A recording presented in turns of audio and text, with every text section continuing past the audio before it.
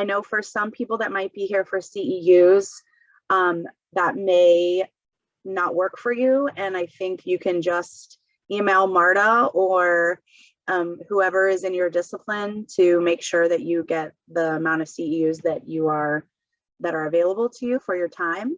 But the whole session today will be 1 o'clock to 4 o'clock with some breakout rooms and some discussion and a break about halfway through. So at this point, let's see, we have a lot. And so I'm going, as you guys introduce yourselves, Amanda and team, I am going to pin you so at least we know who the speakers are, because there are a lot of folks and we're so thrilled to have you all here sharing your expertise around how do we get our folks that maybe we typically see at age 3, we got to think about getting them ready for the workforce. And you guys have a lot of great information I know to share. So without further ado, go ahead. Yeah, I can start us off. So I'm Amanda Buncher. I work in disability services at Children's, and I have been in this role as a researcher for a little over a year.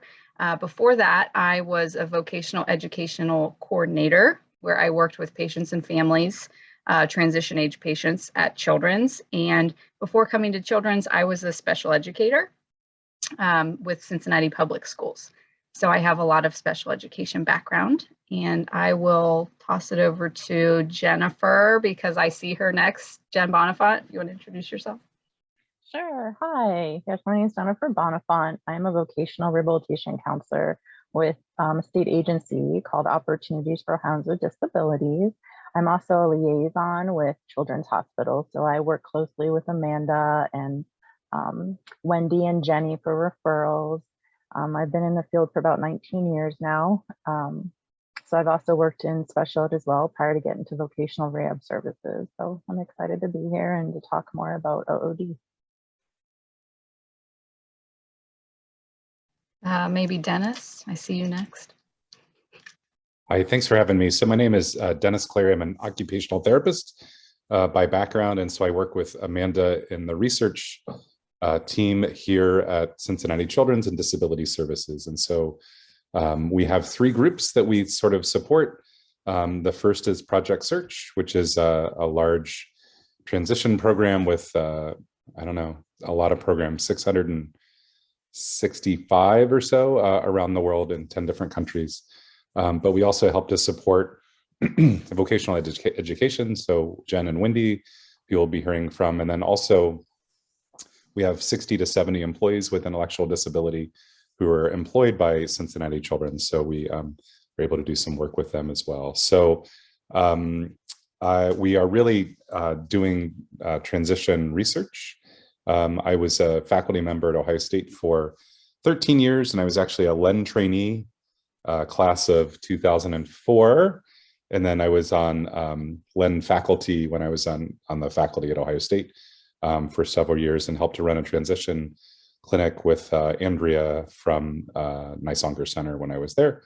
And I've been with Amanda now for about a year and a half. We were fortunate that one of our longest serving and first Project Search graduates, their family, and she's worked full-time at Cincinnati Children's for 24 years. So their family gave a nice gift to Project Search to sort of thank them for ensuring that, you know, she's going to work 40 hours a week and has the kind of life that she has. And so they're the ones that funded our research program. So fortunate for that.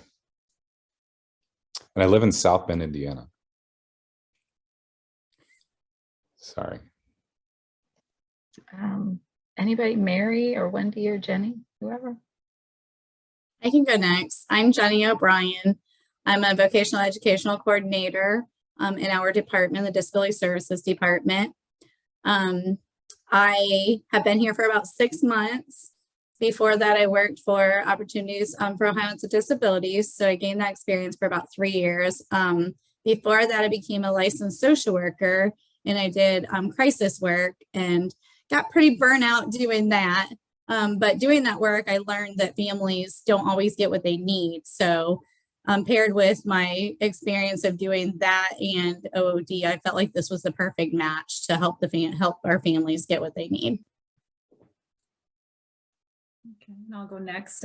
So I'm Wendy Ray, and I'm a vocational educational coordinator with Disability Services Department. I've been here about 2 years. Prior to this position, I worked at OOD. So we've kind of both followed in the same path with our co-workers here.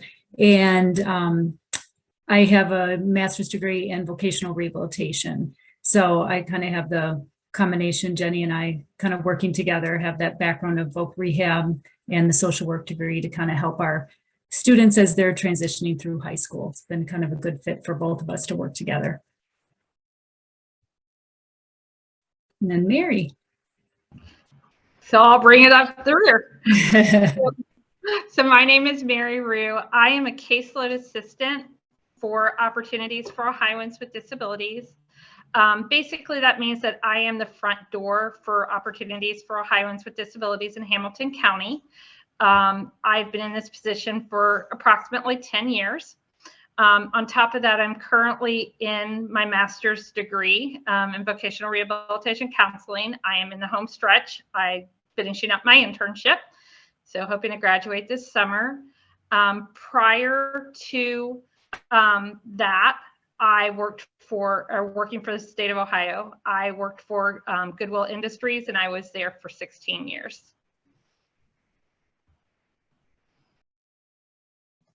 I think that was all of us. Let me go ahead and start sharing the PowerPoint. All right. Great. Okay. You guys are going to have to help me out when we get, is it sharing the right screen or do you see my kids? If you put it into slideshow mode, I think we'll be okay. Okay. Yeah, now we're good. Awesome. Okay.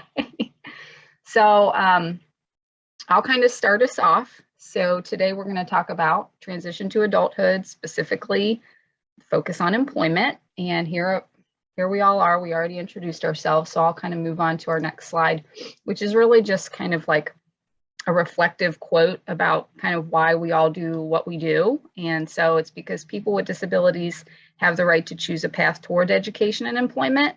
However, while they are free to choose, the right to work is earned. And in order to earn the right to work, you really have to be prepared. So it's really dependent on the student's preparation, which is the reasoning behind why we do all of the work that we do. It's to start young, like you guys, starting when they're 3, to prepare them and to prepare families for a life of work post-secondary. So I just kind of center our thoughts here with this quote. And I'll give you a brief overview of what we're going to go over. So Dennis is going to kick it off with an overview of transition and employment. And then we're going to move into Wendy and Jenny, our 2 vocational ed coordinators, and they're going to talk to you about their services and how they collaborate with a lot of different people in the tri-state area and beyond. And after that, we'll do our break. And then when we come back, we will have Jennifer and Mary talk about Ohio's VR program, which sometimes you'll hear referred to as VR, sometimes you'll hear referred to as OOD, so they can kind of talk about that those are the same thing in Ohio. And then I will kind of close it out with a discussion about Project Search, which is our employment training program here at Children's. And we will end with a nice little video interview of an employee with intellectual and developmental disabilities here at Cincinnati Children's, talking with his employment support specialist. And then we'll have time at the end for your questions. So if there are no questions now, I will let Dennis start. Dennis, if you just want to let me know when to move on to the next slide, and we will also monitor the chat if you have questions throughout. If anybody, just pop them in there and we'll try and answer as we're talking, and then we'll also have time at the end to go over questions. Awesome. Thanks, Amanda. And thanks everybody for being here. As Amanda said, transition is really important, and it's really central to really everything that we need to be doing throughout a child's life to help them prepare for 22, or in terms of when the free and appropriate public education mandate goes away. So I'm an old man, I'm 54. And so if you think about the IDEA and the requirements for access to education services, if you think about someone that was 56 or 60, had they been born with an intellectual disability and tried to go to school, they would have been turned away, literally not allowed in the door. And so in Ohio and in a lot of other states, the nature of sort of what came into being were, in the basements of churches and recreation centers and those types of things, where moms and dads and grandparents and family members were kind of getting kids together in basements that had Down syndrome or cerebral palsy or whatever type of intellectual and developmental disability that they had, and tried to do the best they could to provide some type of an educational experience for those kids. And so if you think about how far we've come, we still have a ways to go, but it's pretty significant. So I would have been the first age of a person that could have gone and expected that, if when I entered first grade, that public education would have been available to me if I had an intellectual or developmental disability. And so it's important to think of that. And so people that are older than I am, and so some of the experiences that they've had, were much more likely to be institutionalized.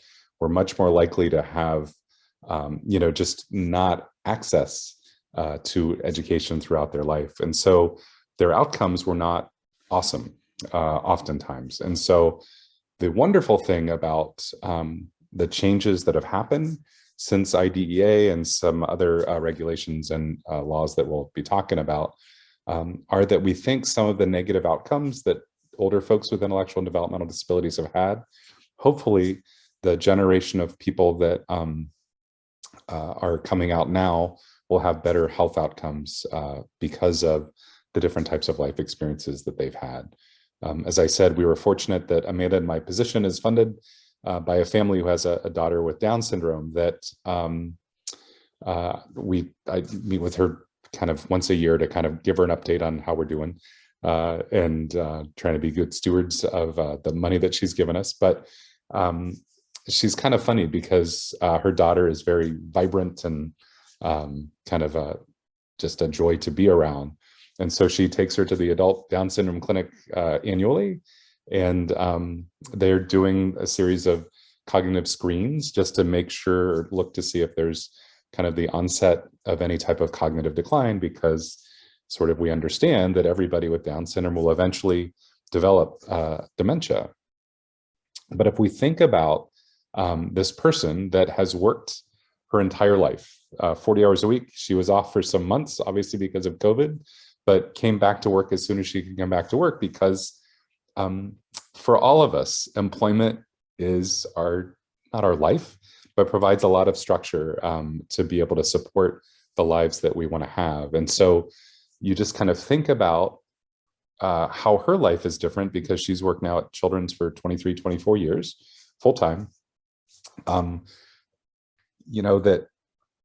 as I said to mom, some of the things, and I won't give what her mom's age is. I don't know what her mom's age is, but she's at an age where she's probably doing a lot of things to try to protect her own cognitive ability and to try to, keep those dendrites a branching. And so if we think about that, is employment something that's going to help prevent, or at the very least stave off, dementia for somebody with Down syndrome, because they're having a very different experience than someone that would have been born, 30 years before she was. So those are just kind of things to think about. And kind of as Amanda said, if especially the LEN folks probably didn't, go on this path because you really wanted to work with, an 18, 19, 20, 21, 22-year-old or older. Most of us, when you're in LEN, you're interested in working with kids. And so I love children. I don't like working with them as a therapist. But there are important things that we need to think about, like what are we doing to help them prepare for life after after school. Next question, or next slide, please. Okay, so everyone take a moment and think about the word transition, and maybe just put a word in the chat that kind of comes to mind when you think about transition, specifically for folks with disabilities.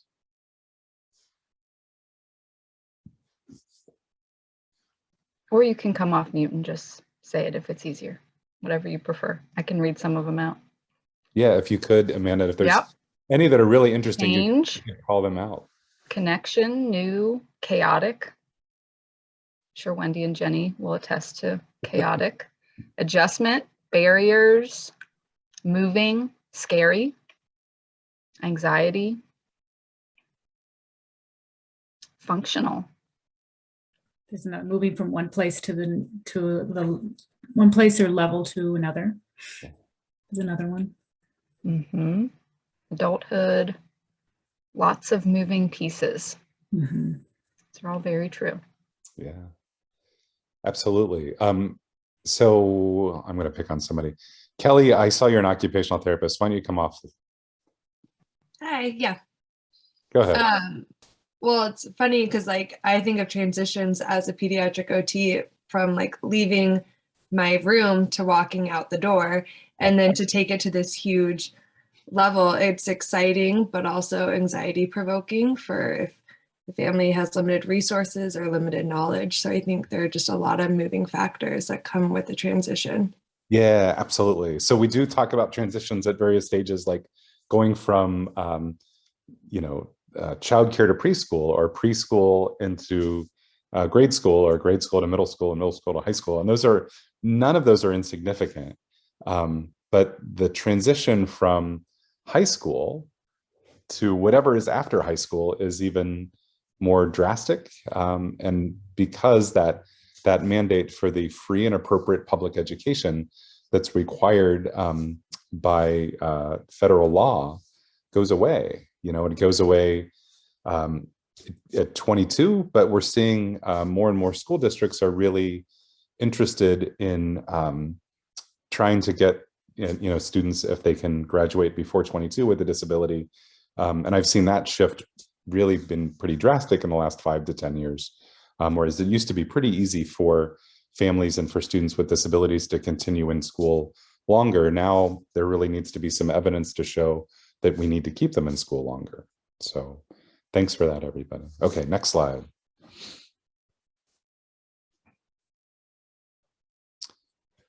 So this is the Cliffs of Moher in Ireland, which is the biggest and best cliff in the world. Maybe not the biggest, but it's the best cliff in the world. And so again, when this transition from high school to whatever is next is huge, and it's huge because that requirement for that free and appropriate public education goes away. And I worked in adult services for a number of years, and there's lots of really good people that are there. But the amount of hand-holding, the amount of there's probably no attorneys in the room. Are there any attorneys in Len this year?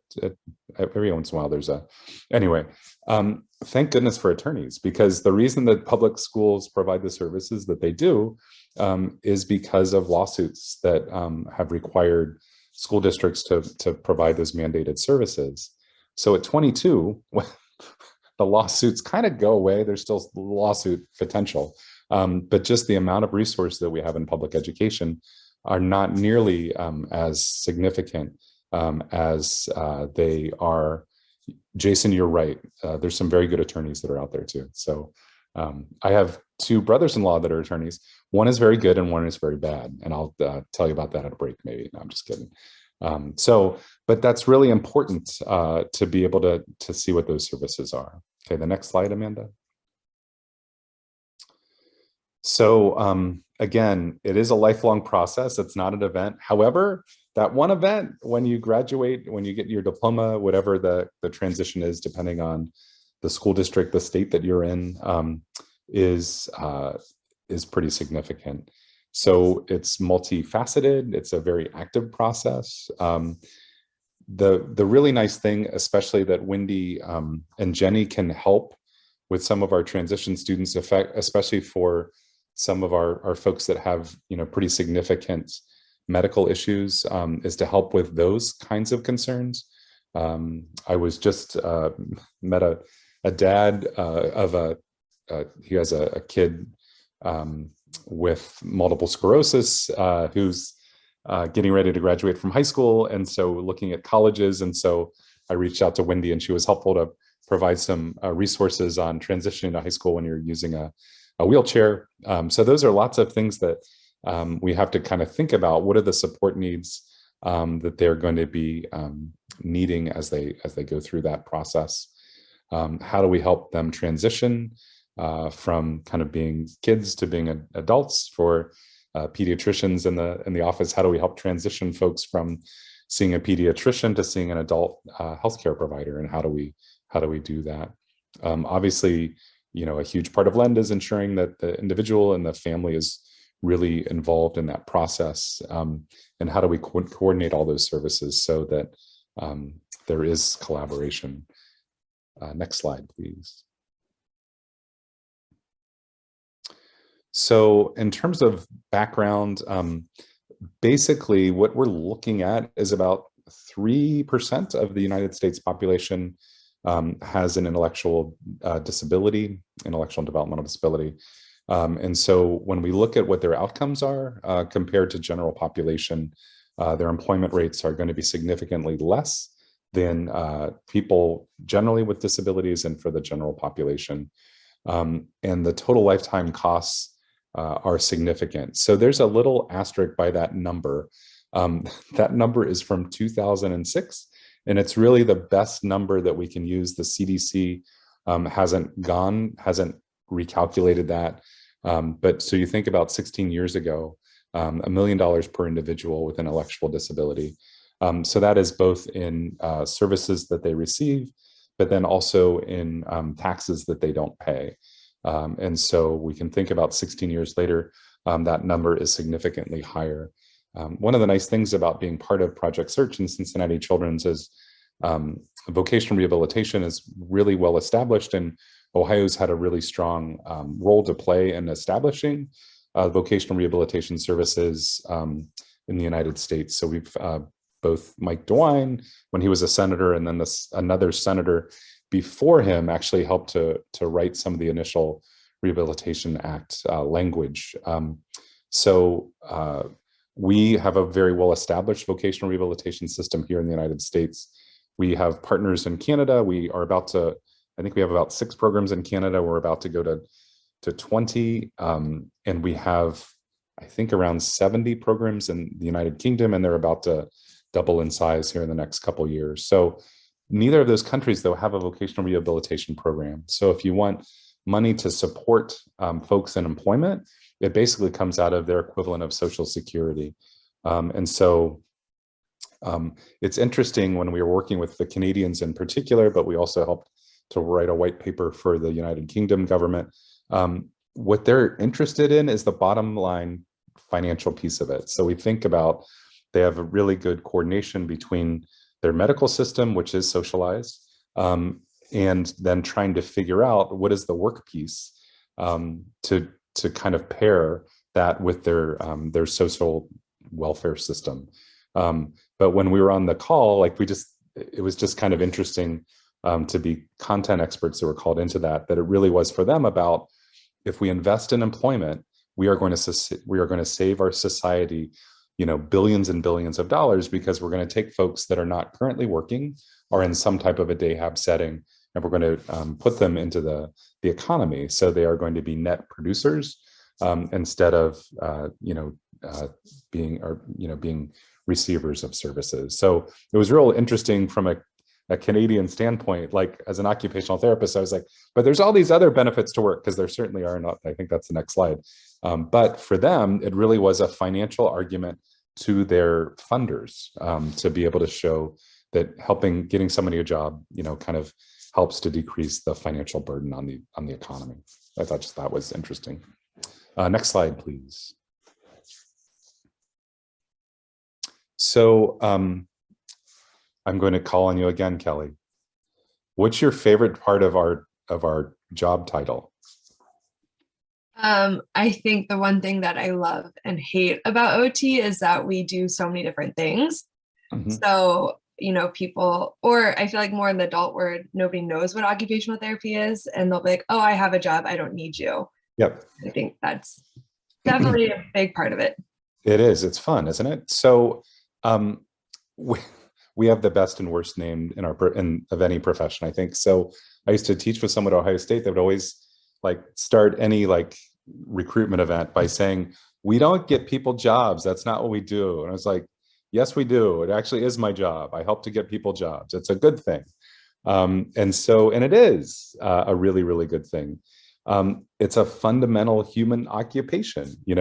If somebody gets a job with intellectual developmental disability, everything gets better. It's absolutely linked to our identities, who we are, obviously linked to socioeconomic status, linked to quality of life and quality of health. If we can get them a job with a disability, life gets better for them. Again, provides that structure of the world. How many of us have experienced COVID over the last 2 years? When we lose our structure, things get rough. We're seeing the, not employment, but we look at kids in schools and having difficulty once they've come back, having a lot of issues because we're now asking them to be structured, whereas before, they got to go and play whatever games kids are playing these days. And so that's a huge issue. And so when we just think about the lack of employment and the negative effects that it has on people with intellectual and developmental disabilities is huge. And so the part of why Erin Riley started Project Search in the very beginning really came from a justice standpoint. She was the nurse manager of the emergency department at Cincinnati Children's, and I think had started to do some volunteer work with young adults with intellectual and developmental disabilities. And she saw them as having huge potential, but she looked around herself at Cincinnati Children's and just didn't see many coworkers that looked like the people that they were serving in the emergency department. And so part of the start of Project Search initially was really out of justice. I think at the time it was, she knew somebody in the business office, and they kind of were useful in terms of, not useful, they're always useful. We like our business office folks, but she asked them to run a report to look at the amount of money that was generated by folks with intellectual and developmental disabilities through the hospital system. And so the number was at the time about 52% of all income coming into the hospital was related to that. So she really saw that as an argument. And so she took that to the Cincinnati Children's Hospital Board initially and had a couple years of pilots to really look and see, if we add structure to people's day and we provide the supports they need, are they going to be good employees? And once they're good employees, how else does that change their life? So those were the origins of Project Search. Initially really came from a justice standpoint, that we have an obligation to folks. But once we got them in the door, we also saw that not only are they awesome to be around, but they're really, really good employees of the hospital. Next slide, please. So a lot of the changes in the political environment that have come across in the last 30 years or so, I've talked a lot about IDEA, which is that free and appropriate public education mandate. And there's been some significant upgrades to that over the past few years. The Americans with Disabilities Act, which was signed in 1990, not only makes it important to have physical accessibility, but also had some requirements specifically related to employment. And actually, I just saw the Justice Department now is going to start enforcing ADA guidelines for websites. So that'll be kind of interesting to see how that affects things that all of us have access to in terms of how websites are designed. So specifically for people with low vision, but for us, we're really interested in cognitive accessibility of websites as well. So what are the things that we're doing to be able to ensure that websites are accessible? The Olmsted decision was really looking at kind of this sort of deinstitutionalization of employment to really say, you know, we had deinstitutionalization in the 70s and 80s, but also to look at are people getting services where they, you know, closest to home, where they really want to have those services. There was a decision in Rhode Island, and I'm giving you 30 years of employment and disability law in about 12 seconds. So we'll see how this goes. But in Rhode Island, they were basically, they reviewed IEPs for kids with disabilities. And what they found was for kids with intellectual and developmental disability, the transition goal for the IEP was that they would go to a sheltered workshop. And so didn't have the opportunity for employment in any way, shape, or form. So Rhode Island settled with the US Department of Justice. And so now have a much more robust employment program than they used to have. A really significant change happened with the WIOA, the Workforce Integration Opportunities Act, was really important because part of what that did is it got Jen and Mary to the table. So it really forced vocational rehabilitation agencies to start providing services for younger folks, and with a particular emphasis on folks with intellectual and developmental disabilities. So if you had you know, in the early 2000s, when we were starting to look at having folks work more in the community, that was really mainly, VR had some part to play in it, but it was mainly done by developmental disability agencies that provided that. So WIOA was really about getting our VR counselors into the high schools to start working with folks younger, and also specifically to work with folks with intellectual and developmental disabilities. Part of that, all of that kind of runs together to really look at employment first. What are we doing to support folks so that they really are looking at employment as the desired outcome? And part of what we're trying to do is to get into customized employment for folks in community-based settings. Next slide, please. You can just you can hit 4 a couple times. I never do this well. So if we think about segregated and integrated settings and high support and low support, what we're trying to do as much as possible is to get away from sheltered workshops. And so there are still 34 states, Amanda, is that right? There's just a large, the federal government is releasing $160 million worth of grants here in the next 5 years to try to do away with sub-minimum wage altogether. But if you think about a sheltered workshop, it's segregated and there's a high level of support.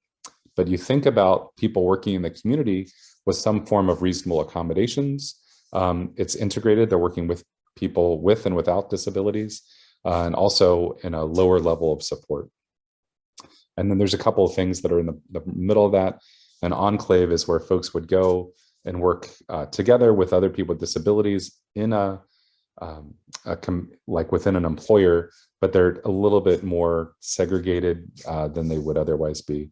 And then customized employment is really what we're trying to do at Project Search, to try to find the unique skill set for specific individuals and then match them to jobs that are really good fit for them. So for example, there's an employee with autism who works sterilizing bassinets in the NICU and has been doing it for 20 years and is awesome at it, cares passionately about it, you know, comes through and, you know, is able to, you know, wind, sleet, snow, or hail, he's at work every day. And that making sure those bassinets are prepared properly is, you know, what he gets up in the morning for and goes to bed at night for. So when we're able to do that and find a really specific customized job for folks that really meet their own needs, it's a really good fit. Just want to call attention to something Jason said in the chat. Sure. He said that the high level of support can sometimes be a trap. And we've definitely seen this because when the post-secondary transition IEP is happening and the team is together and they're talking about options for after high school, the family sees something with high level of support and they want to latch onto that because that's what they've been receiving all through high school. And they think, oh, this is going to be the highest level. It's going to be the safest. This is what we want for our young adult after high school.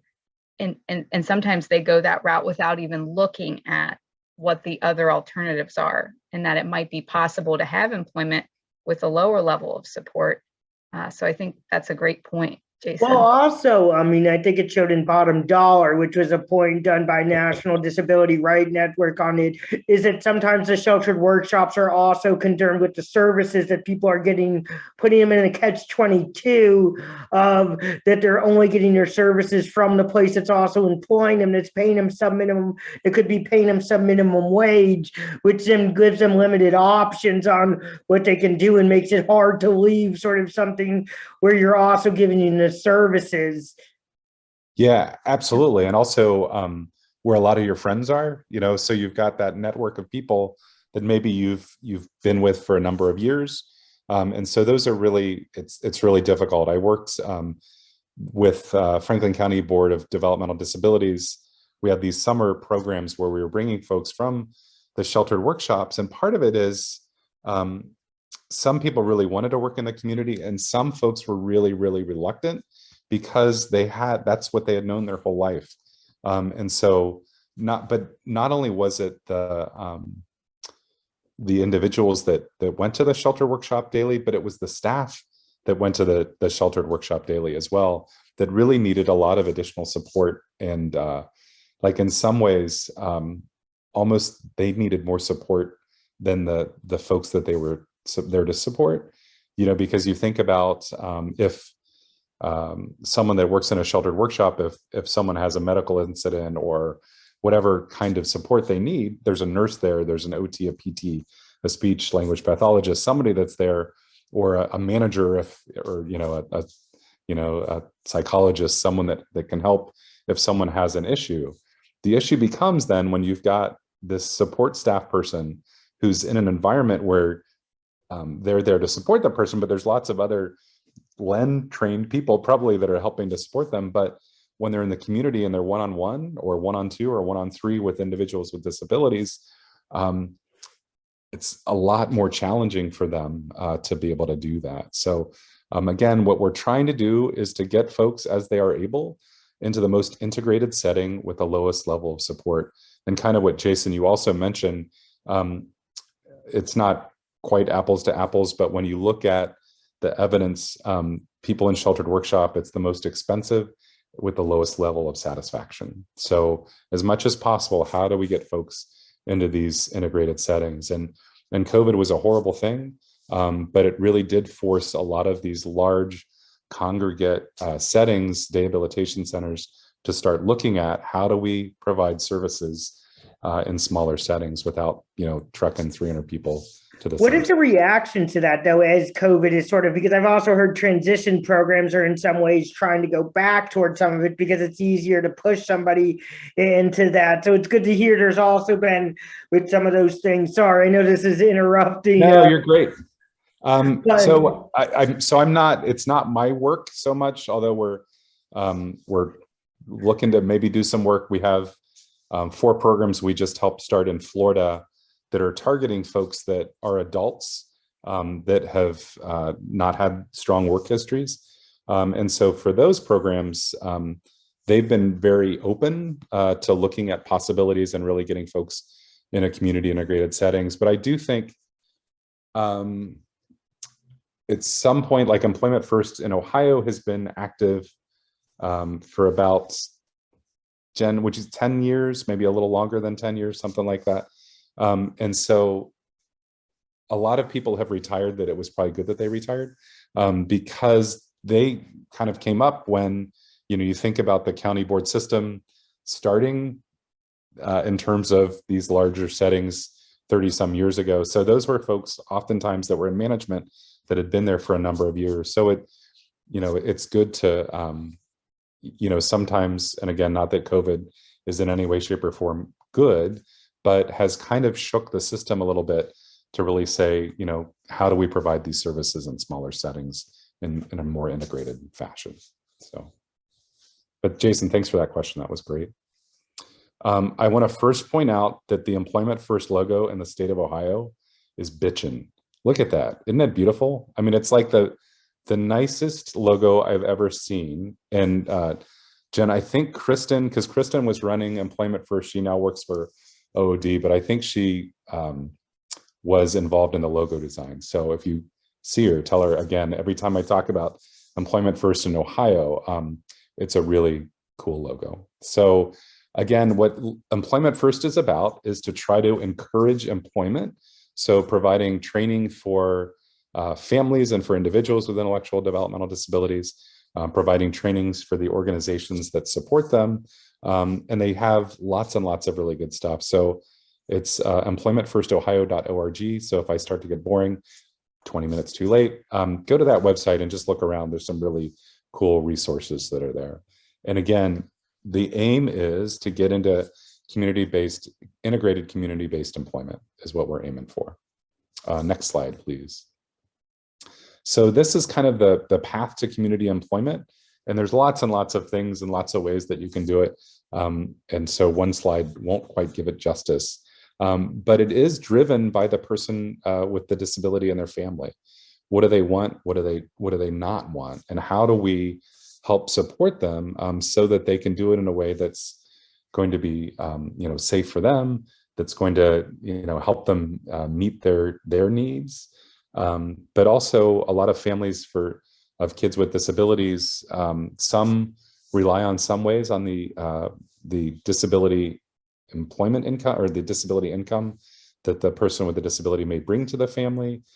Some are really concerned about Medicaid and access to healthcare and other types of support services. So those are certainly issues. And we've got really good resources and kind of like Medicaid navigators in Ohio to help families understand that. But those are things that providers need to be truly aware of. But still, the system is a little clunky. When I was at one of our job coaches broke her ankle, so I was at Cincinnati Children's for a few days job coaching last month, and they had all gotten COVID bonuses. So our employees with disabilities got COVID bonuses at the hospital, and so they each needed to kind of sign off this change in their change in income status to Social Security that our two job coaches, well, one job coach, and then Wendy and Jenny and I were running around trying to help get those forms signed for them. But it's just kind of this silly barrier. I understand they don't want people gaming the system, but if it's up to the business really to make sure that that transaction occurs, and it doesn't ever seem to make sense that we put these requirements on a business that has that is employing people with disabilities. So it just seems to be a little odd in terms of that. So anyway, next slide. So again, the goal is customized employment. And this is a definition of customized employment that I will not read to you. But it really is about how do we find that person's strengths? How do we figure out what they really want to do? And how do we negotiate that? How do we match that? And so I have a tool that I created that helps to do that I won't be talking to you about today. But if you go to vocefit.com, it's really cool. And so it really is about helping that individual discover what the possibilities are. So as we think about, as Amanda said, everything that we're doing should be preparing them, for when they're going to be 18 or 22 or into adulthood. What kind of exposure do they have to employment? How are they having the opportunity to go and see the different types of jobs that that might be out there for them to do? How do we start looking at that job search? We have a unique way that we do it within Project Search that Amanda will tell you about. How do we negotiate that job? Maybe there's parts of the job that someone can do really well and parts that they can't do really well. And so maybe we carve that out, or we need to provide specific job coaching for a short period of time so that person can learn to do that particular part of the job. And then what are the ongoing supports that people are going to need throughout their lifetime? Because, the disability doesn't go away. They're going to need supports. Maybe they are getting tired of a particular job or interested in being promoted to a different type of job. Maybe, seasonally they have some issues that come up, and they do better at some times of the year than at other times of the year. What kind of things do they need to have some supports with? And so I'm sure that Anna and Meredith will talk to you about that and some of the work that they do as job coaches later on. Next slide, please. Kelly, will you read this slide? Because I'll cry if I do. When I used to teach, I used to cry at least, well, really just once a year when I was teaching. So this is a guy named Naquan, and Naquan is one of my favorite people in the entire world. I met him in that summer program when we were bringing folks from Franklin County Board of Developmental Disabilities to our post-secondary program at Ohio State, the TOPS program, to have summer employment experiences. And I'm an occupational therapist. I live on a challenge. Naquan is one of the coolest people I've ever met, but also has some of the smallest amount of controlled movement that I've ever met. Had a huge desire to work, quit going to the sheltered workshop because he said, you weren't working to get me a job. And so he's somebody that is just a pretty cool guy. So if you could read that story, Kelly, and then, and this is from one of Naquan's service providers who was supporting Naquan through this summer experience. Yeah, absolutely. So I was just thinking about Naquan. 6 years ago, one of the things he wanted to do was to become a DJ. So just like everybody else, looking at Naquan, and I was just like, yeah, right, dude, come on, for real? Today, because of the Peace program, Naquan had an opportunity to DJ. Not only DJ, but to get paid to do it. So I mean, this program did not only teach Naquan and give him an opportunity, but also taught me that I cannot just look at someone and expect and think that you are unable to do something based on mere appearance. Because now not only did he DJ last summer, now he's DJing a party at the Crown Plaza Hotel on December 5th. It's just amazing. And I, who work with Naquan, was the first one to say, really, come on, dude. And now I look at Naquan as a DJ. It took me 6 years, but I got there. That's really sweet. It is. So Naquan, I paid him so that I could tell his story. So I've used that sounds horrible. I've told Naquan's story several times, but I gave him a couple $100. So it all kind of balances out in the end. And so I haven't reconnected with the Naquan since COVID, but before COVID, and it really was ARC Industries, which is Franklin County Board of DDs. It used to be ran their sheltered workshops and also all their employment, and they were broken off from the county boards of DD maybe 5 years ago, something like that. And so they had a phenomenal job developer who I love. And so we were trying to figure out Naquan, wanted to be a DJ, very little movement, but was able to select songs and kind of has a much better sense of that than I certainly do. And so she approached the convention center in Columbus, which is this giant convention center that's run by Franklin County. So it's always good to have that connection within government agencies. And so they said, met with the guy that runs the convention center, was trying to figure out, Naquan wants a DJ. Do you need a DJ? We're originally looking at like weddings and that kind of stuff as a thing for him. And I don't know if he ever got into the wedding business because that's where the real money is.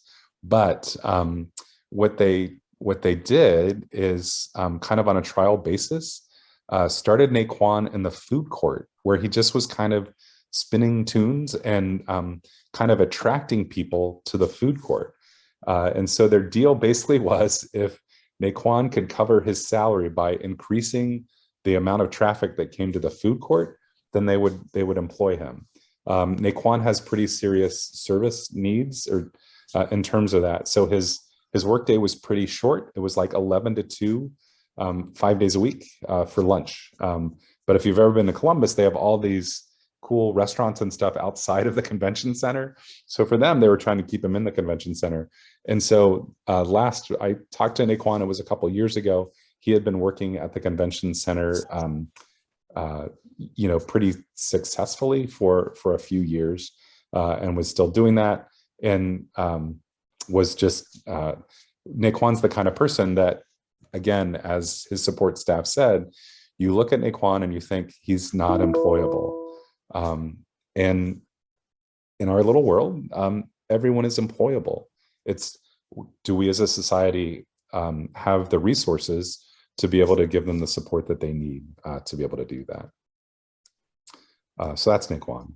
Next slide, please. Aha, there we go. Any questions about anything in the entire world? Or we can also wait to the end if you think of them, or put them in the chat. That's true. But next up is going to be Wendy and Jenny, and they're going to talk about our Voc Ed program for short that we have here at Cincinnati Children's. All right, I will begin this. So just so you know up front, Wendy and I are going to go back and forth on our slides, and this is our attempt to make it more exciting for you. Next slide, please. Okay, so I wanted to start with some acronyms. So one of the first things Wendy and I do when we talk with patients and their families is they're sometimes confused about who is who on their team, and we'll say DDS, and they're like, wait, what is this? So a lot of times we're starting our intake with explaining what these acronyms mean. So I kind of wanted to test your knowledge today to see if you've ever heard of these terms or if you know what any of these mean. So we'll just keep this casual, and you can unmute yourself if you want to say if you know any of these. So let's start with OOD. Does anybody know what OOD is? And OOD, you're not allowed to answer.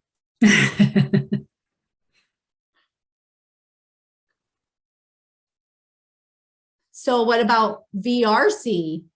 I'm going to go over them on the next slide. I don't want to give you the answers yet.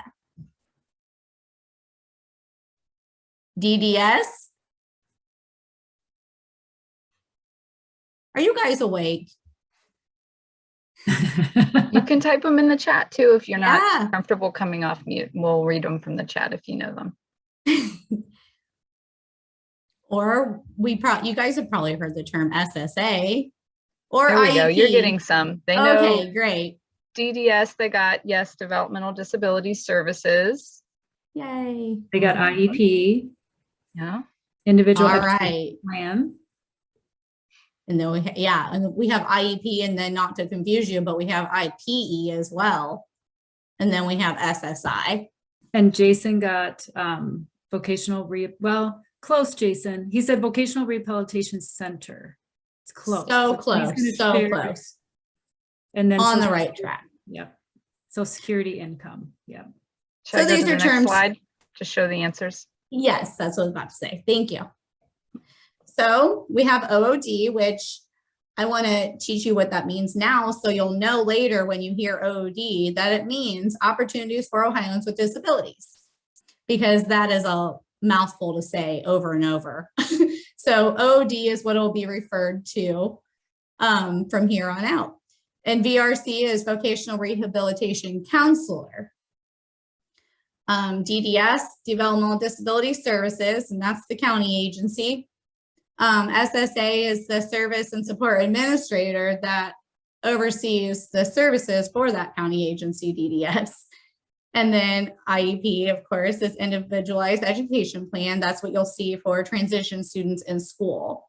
And then IPE is Individual Plan for Employment, which would be what OOD would write when they write a plan for the student in the transition age or an adult.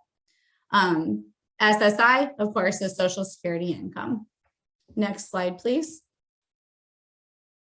Okay, so as Jenny's kind of gone over our acronyms and things we're trying to help the families understand, here's a description of what our role is as a vocational counselor. So the purpose of our service is to work with students ages 16 and older with developmental disabilities, chronic conditions, traumatic injuries, rehab concerns, or other disabilities, And we help them develop and address their vocational, educational, and employment goals.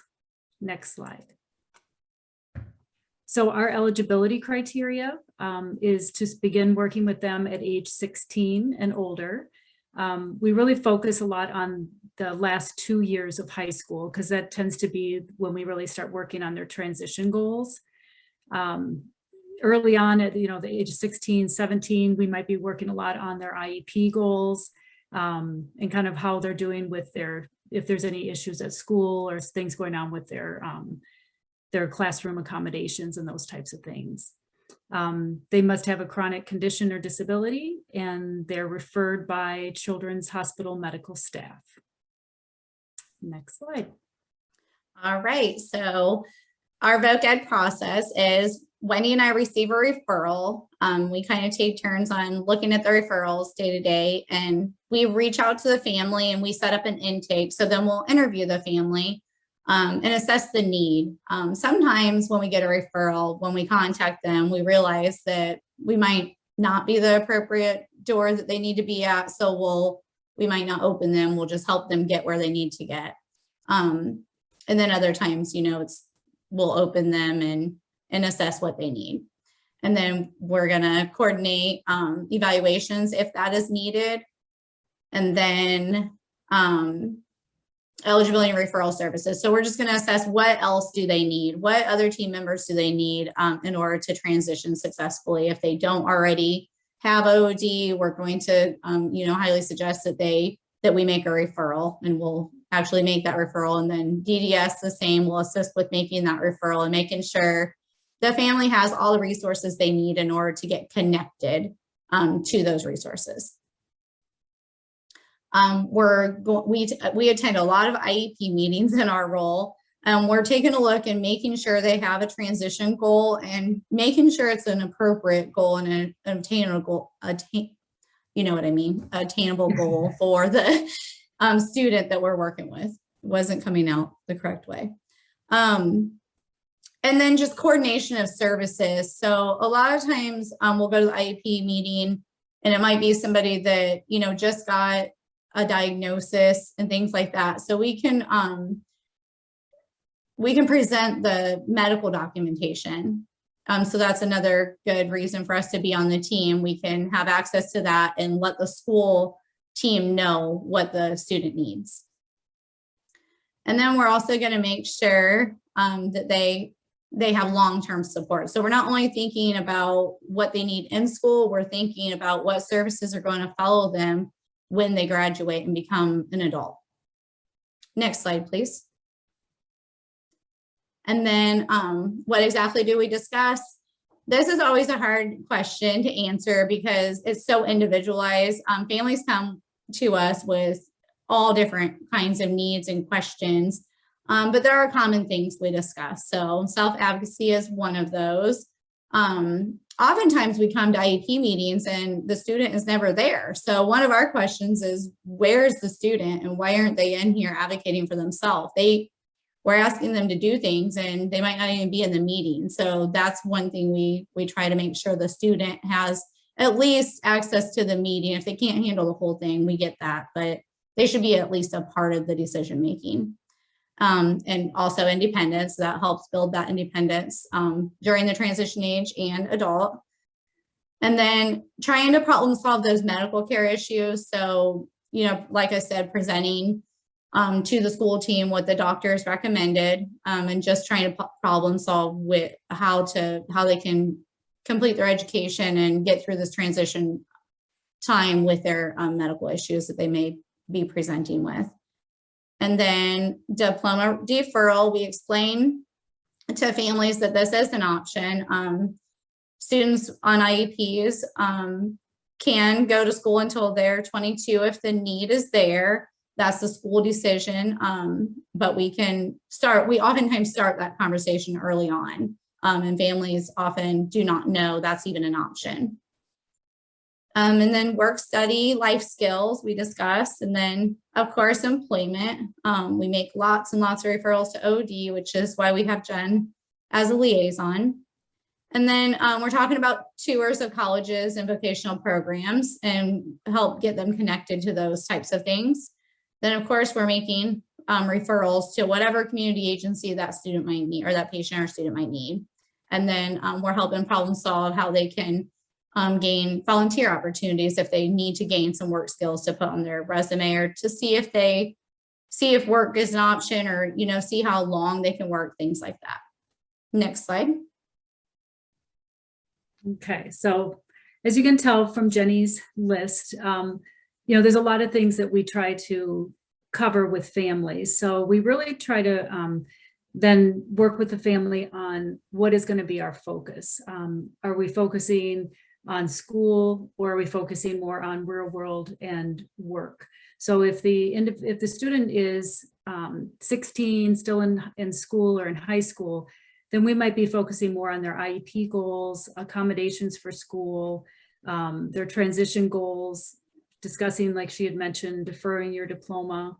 There are times when we will get someone that's referred and they've graduated from high school, or they're close to getting graduated from high school, then we may be talking about, you know, work, or talking about college as an option, post-secondary education. So just really trying to be clear about what is going to be their goal, work or academics. Next slide.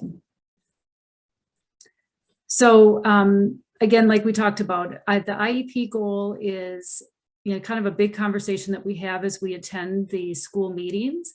So what we thought we would try to do as a group is do a breakout session and talk through an example of kind of one of the goals that we can see on an IEP when we're in meetings, and have a discussion in each of the breakout groups that we'll divide you guys into. And for about 5 minutes, have a discussion of why or why not this transition goal is appropriate.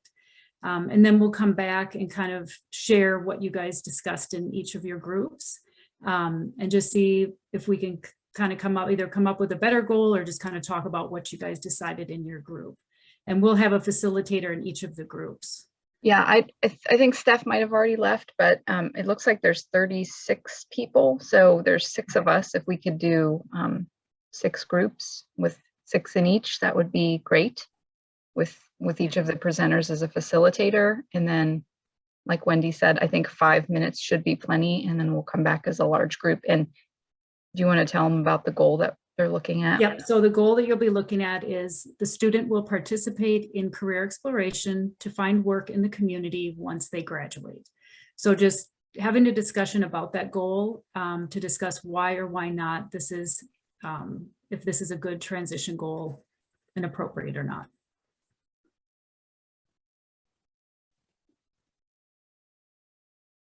Hey guys, sorry. Steph had texted me to say that she created the breakout rooms, but then when I go to open them, it asks if I want to create them. So I might just have to recreate. So just hold tight for just a few minutes. Okay. So we have 36 and we wanted 6 in each group. I think 6 and 6. Yeah, 6 in each Okay. group. Yeah.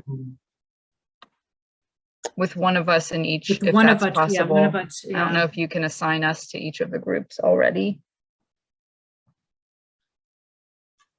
Or we could all just join, the 6 of us could just join a group once you've put everybody in. Okay. That might be easier if everybody just joins except for us, and then we just go in. Yeah, let me set these up real quick. Sorry about that. Thanks, Jen. That's okay.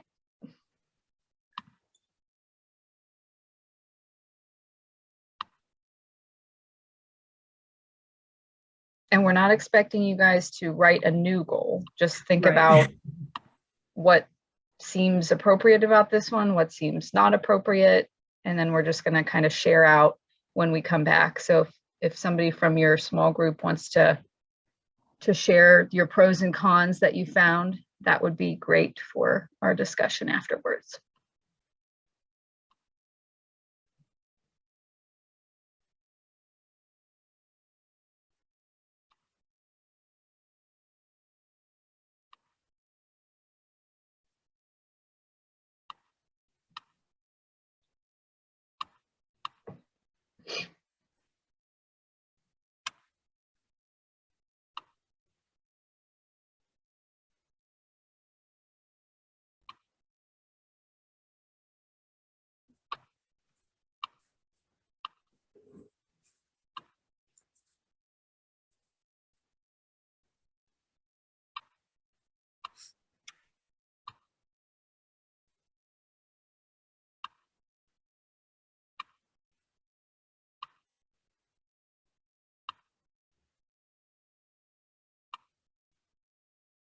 Almost there.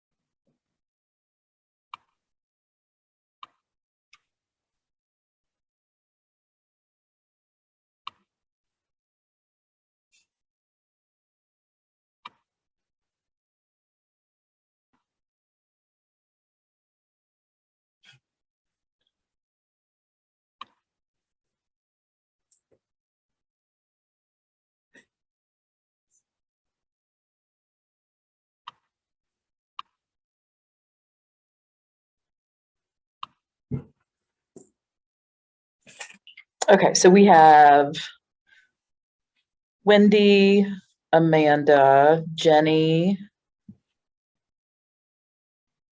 Dennis Dennis, Jennifer, and Mary. Mary.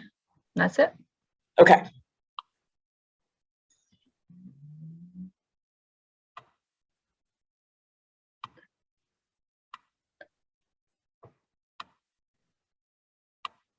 Two.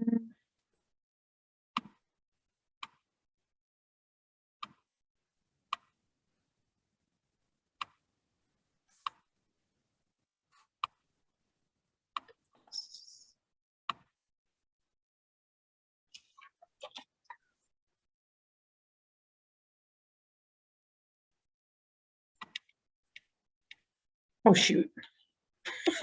I did 5. Oh, Oh, you only did 5 rooms. shoot. I messed up math.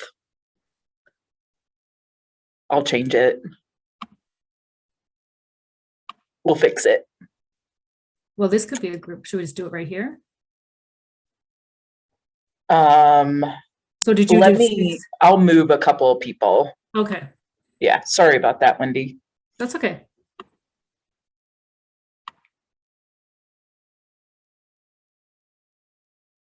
Okay, Wendy, So you should I should go get into your an room 6? invite. Yeah, I'm just gonna move a couple of people into yours.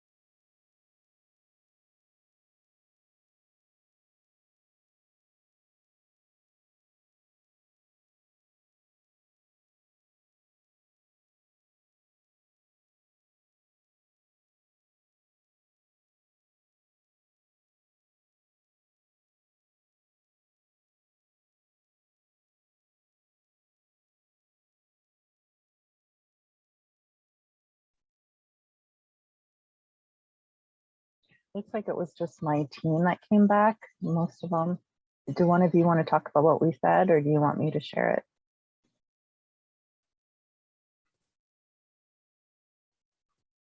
it? That's okay, I can do it if you want me to. Okay. Well, it looks like we're all coming back. I can't really tell if everyone's back. I'll give it about a minute here to see, 30 seconds or so. Make sure everybody's I'm back. gonna try and take notes on what people are saying. So I think I have to, maybe Oh, you we might can have just to- stay like this for right now. And Okay. then I'll start sharing. I need to exit somehow the, I'll figure it out, guys. I Okay. think everybody's back. Does it look like everyone's back? Okay. Yeah. All right. So if we can, we thought maybe we would just have one person from each group kind of just share what they talked about in their discussion. And in our group, we can start with our group if Megan doesn't mind. Do you want to go ahead, Megan, and what we talked about? Sure. So for our group, we kind of discussed that the goal itself is pretty broad, not very specific. So we talked about having a SMART goal on an IEP. So SMART meaning specific, measurable, attainable, realistic, and timely. And that goal did not really fit any of those 5 characteristics. So we thought that one way to amend it is just looking at making it more specific. So what type of career options are we going to look at? Who's doing that? How long is this individual going to engage in this goal? So that was something that we discussed, is just like, this is a good starting point to explore careers, but the goal as itself cannot stand alone. It needs more support and definitely needs more input. And Shannon brought up a good point of having more history about the family and what's realistic for them as well. Thank you. All right. Jen Bonifant, do you want to do your group? Sure. Yeah, they had all kinds of great suggestions. So, one of the questions was, what is the student's disability? Again, we need to come up with measurable, obtainable goals, similar to what she mentioned with the SMART goal. What is the time frame? Who's going to keep, measure of these goals? How does that work? How are they going to do the career exploration? It seems like it's a vague outcome. Seems that scaffolding should be involved. Get to know more about the student and what their level of support is. And I had shared a lot of those things I can talk about when I talk about OD services. Very good. Mary Rue, how about your group? Oh, Who's Mary? There she is. Sorry, my thing was locked. My mute was stuck. So they talked about a bunch of different things. They were definitely talking about the obtainable goals, the SMART goals.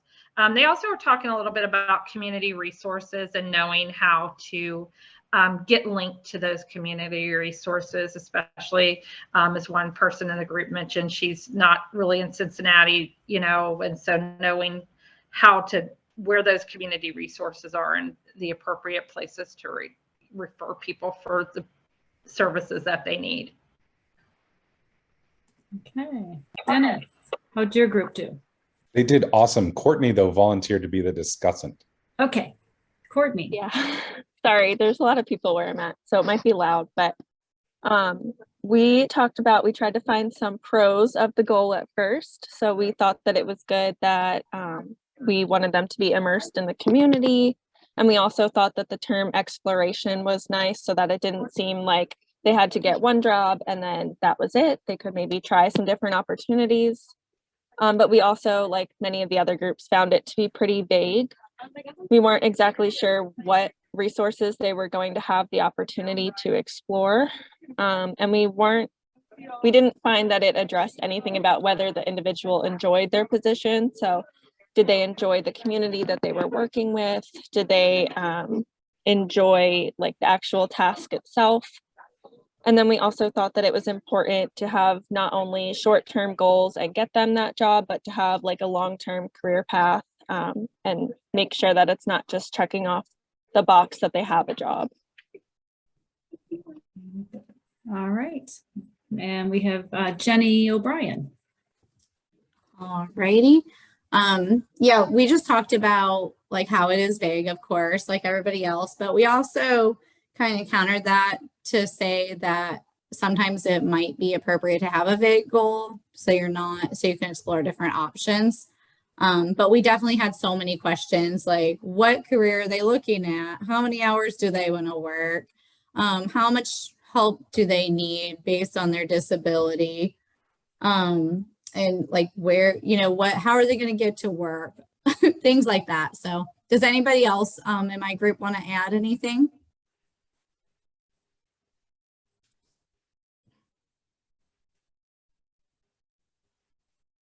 I must have covered it all then. You got it all, Jenny. All right. And Amanda, did you have a spokesperson or are you going to present? Yeah, who from my group wants to share? I think they've covered most of everything, but we might have something.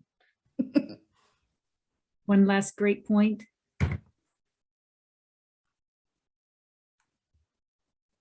Is Christy still on? She had a lot. Yeah, I think we talked a lot. Yeah, go. Sorry, I heard you saying it. Sorry, I'm home with my daughter. The keeping in mind, I mean, I've been on both the professional and the personal side, kind of keeping that in mind and making sure, again, like that attainability. I have definitely had goals where I felt like there was no way I could accomplish them as a professional. And then I've also had goals that just felt very pointless that they just put it there to put it there. And it really didn't put a lot of thought around the person. So thinking kind of all of those different angles. Yeah, those are good points. Those are great. Everyone had a lot of good discussion. So I appreciate all your feedback. And we have a nice, great list. Can you see this PowerPoint again? Yeah, I can. If you Hold go on, back, we went too many though. yeah, For you some went, reason yep, it one went too slide far. back. There we go. There we go. Yeah, in my group, actually, Megan actually knew exactly what this was and was able to state it right out. So we just wanted to share with you, this is a lot of what the special ed teachers or intervention specialists use to write SMART goals. And they use another acronym, the SMART acronym. So the goals need to be specific and clear and concise, measurable, achievable, relevant, and time-bound with a target date. And they should be focused on life after high school. So again, as you're working on these transition goals, it should have that specific goal, that specific focus as they're writing these goals. Next slide. So we just kind of wanted to give some examples of some SMART transition goals, just to kind of see, so you can see kind of what are some good ones that we've seen on IEP. So here's a few examples, like student will be referred to OOD to receive career exploration and pre-employment skills training when the student is 16 years old. So you can see that that really covers all those SMART goals there. The student will learn to fill out applications, apply to employers at a fast food industry close to student's home. The student will work 20 hours per week to build independence and work skills. And the student will also apply for DDS services so they can utilize long-term supports. And these all could be on one IEP. I mean, it's just specific to that individual. So those are pretty good goals for an individual to work towards. Next slide. I think Jenny's up. Oh, sorry. I was still waiting for it to change. It was kind of a delay on my end. Okay, sorry. Okay. Now I see it. So back to kind of what we do as voc ed coordinators is how we collaborate with different agencies. So we do make those referrals to OOD, and it's so nice to have Jen that we directly work with. And then DDS, we give the family the information, but oftentimes we, do directly assist the family after we sign a release of information. We can reach out to DDS and find out if they're eligible for services or if they have a waiver, things like that. And we can also provide the medical documentation that these agencies need for eligibility. So if they send it to medical records through Children's Hospital, you can imagine how long it might take because they get so many requests, they get backed up. But we can provide those records a lot quicker than if they send it through the traditional method. So one benefit. And then we attend their meetings and help to assist the development of employment goals. So we attend all the OOD meetings we possibly can. And then we assist in bringing any other supports to the team.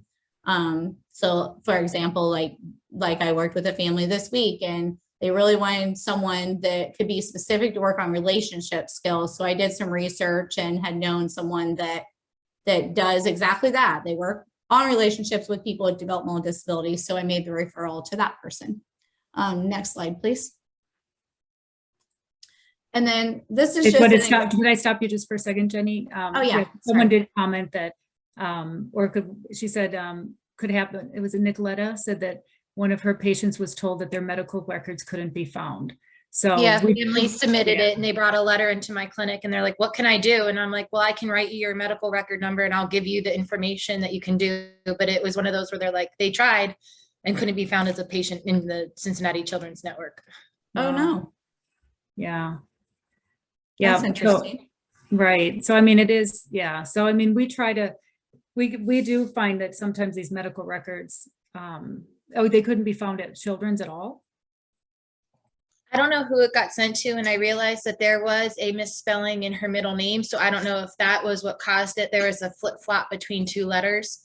Oh. So I was trying to help grandma who came in. It wasn't even mom that brought the patient in this week. Oh. But I know this is something that I just had happen this week with a patient where I'm like, oh, how can I help you? And what's different? What wouldn't they have found from there? So side note, but I did have it happen this week. Yeah, Oh, medical goodness. records can be a challenge, but I mean, I know, and I think, we do know what, our referring agencies need. So we try to just send exactly what they need for eligibility. So it can be a little bit quicker on our end. And we already have the person like open, so we don't hopefully have those issues either. But yeah, the name can be tricky in the Epic system. It's very, very sensitive. For sure. Okay, so then an example scenario, if we're working with a patient from Cincinnati, keep in mind that we work with patients from all over. So we might have Kentucky, Indiana, and Ohio, and we also work with patients in other states. So we do a lot of research to find what works in their community as well. But for this presentation's sake, and we're in Cincinnati, so let's go over the options. So if someone wants, oh, not yet, sorry. Stay on that slide before. There we go. Thank you. Thank you so much. Okay, so if they are looking for high school programming, then these would be options that they can defer their diploma, and they would not accept their diploma, but work on these skills through, they would work on life skills or work skills or vocational skills through Project Search, Project Life, ICANN, Pathways to Employment, and CareerX. And this is not like a solid list. There are definitely more programs. These are just ones we often see. And then they also might want to do a college or career tech pathway. They might want to go to a Great Oaks or Butler Tech or a 2 or 4 year college. And they also might need to set up an apprenticeship to gain experience. So we would talk to them about the support services they might need in choosing any of these options. And that's where OOD or DD or the Center for Independent Living comes into play. Next slide, please. Okay, so just as Jenny had mentioned, there's several transition programs, and there's more, in the area of Cincinnati, because some of the high schools also have transition programs. But just for our discussion today, we're going to share some of these programs just so you get a little sense of what they are. So Project Search is a work study or work skills program that's offered in a variety of settings within Cincinnati. So that's something that's offered through our program, and Amanda's going to be going over that in more detail later. But there's 3 sites in Cincinnati. One's at Children's Hospital, Xavier University, and Fifth Third Bank. It's supported through the Great Oaks program, and also Cincinnati Public Schools also has a supported program and has a site at the county that they support. CareerX is another transition program, and individuals that are working on life skills and it has like a work component to this program. They may start out here and then maybe do a year at CareerX. This is a program also through Great Oaks.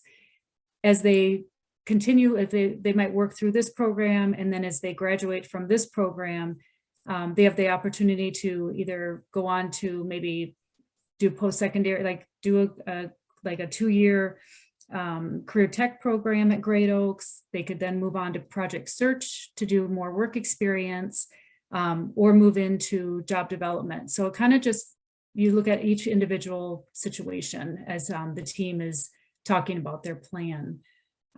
Project Life is a program through Butler Tech that provides, again, life skills training and work experience. TLC is offered in Warren County. So every county and kind of school system kind of has their own program. So you kind of have to look at where the person lives and what schools are recommending.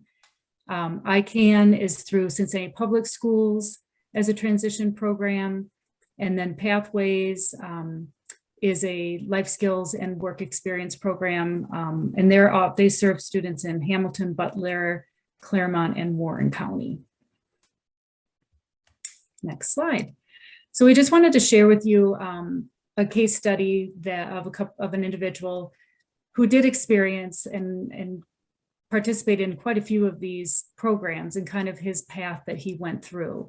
So currently he is he's actually a misprint there. He's actually a 22-year-old male diagnosed with autism, and he deferred his diploma in 2020. And in 2020, he did what's called Summer Youth Work Experience, which is a program through Opportunities for Ohioans with Disabilities. And with that program, they allow him to do a paid work experience for 3, 5, or 8 weeks, whichever option the student chooses, and just gets that first work experience with support on the job. And then in the fall of 2020, he was still working on some life skills as well as gaining some more work experience because he wasn't really ready for competitive employment. So he worked at CareerX and worked on his program there and gained more work experience and continued to work on his goals of just following directions.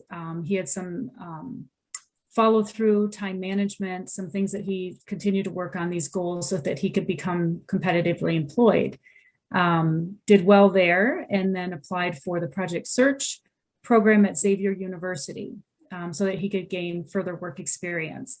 And he is in the process of graduating from that program on May 19th of this year. At Xavier University, they have 3 rotations, so he gets to try out 3 different types of jobs. He worked in a cafe, did some landscaping, and worked in a kind of a retail setting. So he was able to get a variety of different work experiences and then determine what he liked and didn't like in those types of jobs. And definitely determined that he did not like working in food service, but just was able to, and it's not really all about that, but it was really also working on time management. He's really working a lot on wellness and self-care and all of those aspects of employment. While he was, it was pretty remarkable because while he was working with Project Search, he was working Monday through Friday every day. And then on the weekend, he ended up getting a little part-time job while he was doing Project Search, which was pretty remarkable. That position didn't stay because he didn't get enough hours, so he wasn't able to save that job. But he's now working with Opportunities for Ohioans with Disabilities following his graduation in job placement. And we met today, and he actually has an interview with this doggy daycare company. And that is right in line with what his job goal is. He really wants to work either in a pet store or with animals or a garden shop.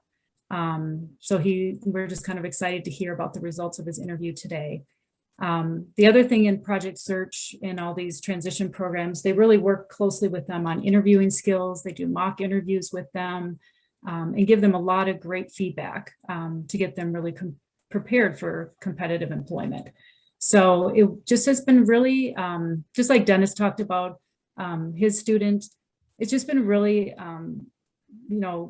inspiring to watch the change in him as he's gone through these steps to become competitively employed, and him just to see the growth that he has had in learning about himself too. So this has been a kind of a fun success story to watch.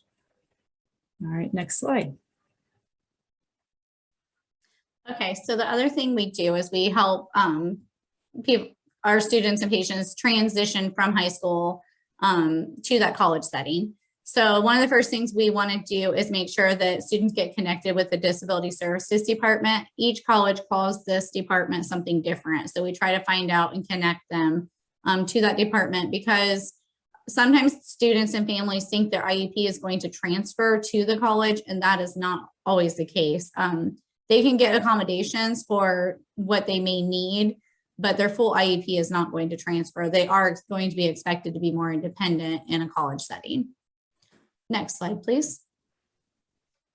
And then another case study for a patient we're working with is, and she is choosing college for her post-secondary option, and an 18-year-old student with neuromuscular scoliosis, and her goal is to attend a four-year college following graduation from high school. And she was accepted at the University of Kentucky. So she was going to have to live away from home. So we needed to help her figure out how she was going to get her accommodations for her ADLs and her classroom accommodations. So she needed a PCA, or personal care assistance attendant for her personal care assistance that she would need during the classroom hours and maybe in her dorm as well. So she is able to work with OVR in Kentucky and utilize her Michelle P. waiver to cover her PCA needs. Next slide, please. So basically what we're trying to do with everything is make sure the patients have the support they need to not only transition from high school, but to be a successful adult. To have everything in place. That way they don't have any regrets and wishing they would have deferred, or we want to make sure like they have everything they need if possible. So OOD BBR is something offered in each state. So we make sure we connect them with that to offer employment services and transition services. DDS, we want to make sure they're at least on the wait list for waiver services. There's not supposed to be a wait list, it's supposed to be need-based. But it depends on the county that the person lives in. The earlier they're connected, the more likely they are to get services when they need them to provide those long-term supports. And then Silo can provide independent living resources and also connect with PCA services, and that's a Center on Independent Living Options. So I believe it's break time now. Can you go to the next slide to make sure? Okay, I was right. You guys are probably grateful for that, but when we return, we're going to hear more from Opportunities for Ohioans with Disabilities, or you all should know by now it's OOD. Enjoy your break. Sorry we went a little over on our halftime, but if we could take 10 minutes, so like it's 2:43, so like 2:53, 2:55, and we're going to get started right away because we still do have two more groups to present before the end of today. So I'll just leave this screen up so I don't mess anything up. If you want to mute yourself, go off video, do what you need to do. We'll be back here in 10 minutes. Thanks, Wendy and Jenny.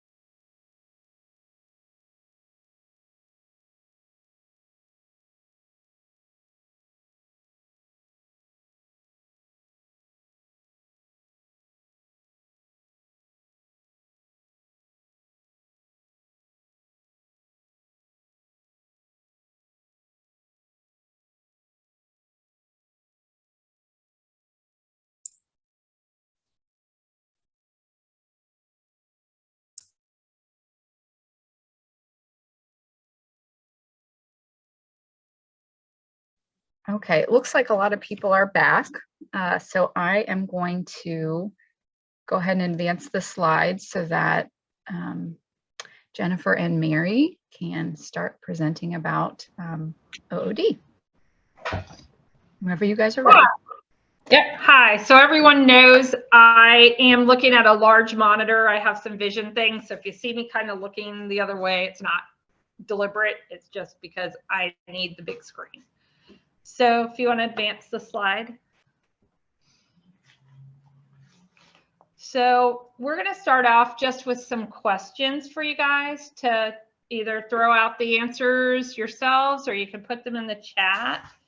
And so the first question that we're asking is, what do you think vocational rehabilitation services are? I know that Jenny and Wendy have definitely mentioned some things about working with our agency and, you know, overall what we do, but they haven't, I don't know if they ever really specifically gave you any, you know, direct suggestions or ideas of what we do. So if you have any thoughts on that, if you want to throw something out or put it in the chat, that'd be great.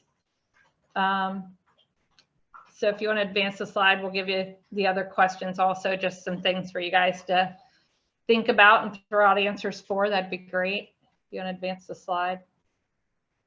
Oh, or is the answer on the next slide? Sorry, I don't know. Yeah, this is just one question. Sorry. Yeah. Sorry, so. I didn't know how many. Sorry.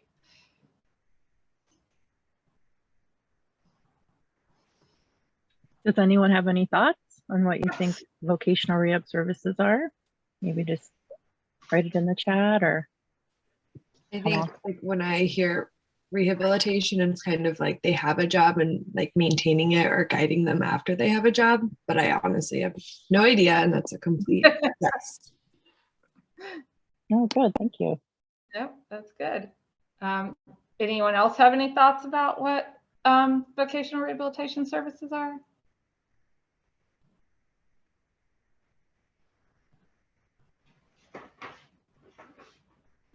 No?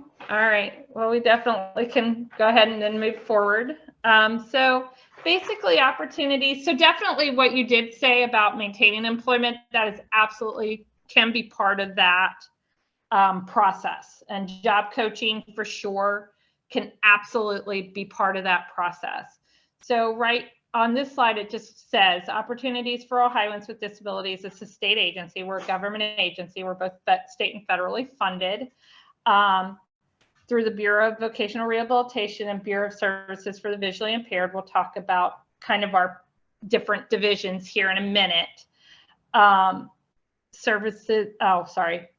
We provide services to eligible individuals, and I'll talk about that on a future slide, to assist them in gaining and keeping a job. So disabilities that we can work with, just about anything and everything that you can think of. So on here, it gives you some examples of physical, intellectual, mental health, or sensory disabilities. So definitely things, anything and everything. It can be anything from lupus to bipolar to intellectual disabilities to special learning disabilities to being deaf or being blind. It can be anything and everything in between.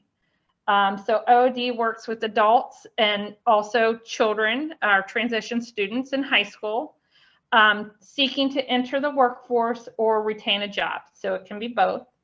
And then as it says on here, we work with students beginning at age 14 to assist them in the transition from high school into college and or the workplace, to help them with developing those needed skills, giving them some experience in the work environment, and summer youth experience like Jenny and Wendy mentioned in their past, and they're part of the presentation about employment and getting that first job experience. Next slide. So as I was saying, or what was mentioned in the last slide, is that Opportunities for Ohioans with Disabilities, that's kind of the umbrella under which there are three divisions. And those divisions are Bureau of Vocational Rehabilitation, and that is for all the physical disabilities, mental health disabilities, intellectual disabilities. That's all covered under Bureau of Vocational Rehabilitation. The other bureau that we cover primarily in our office is Bureau of Services for the Visually Impaired. That is for anyone who is visually impaired. So typically anyone whose vision acuities are more than 20/40 or greater, or are blind. It also covers, kind of part of this is that we also have a gentleman in our office. He does about half of the state, actually. He does ASL. So he works with anyone who is deaf or hard of hearing that does or uses ASL interpreting. So the other part, the third division that's listed here is Department of Disability Determination.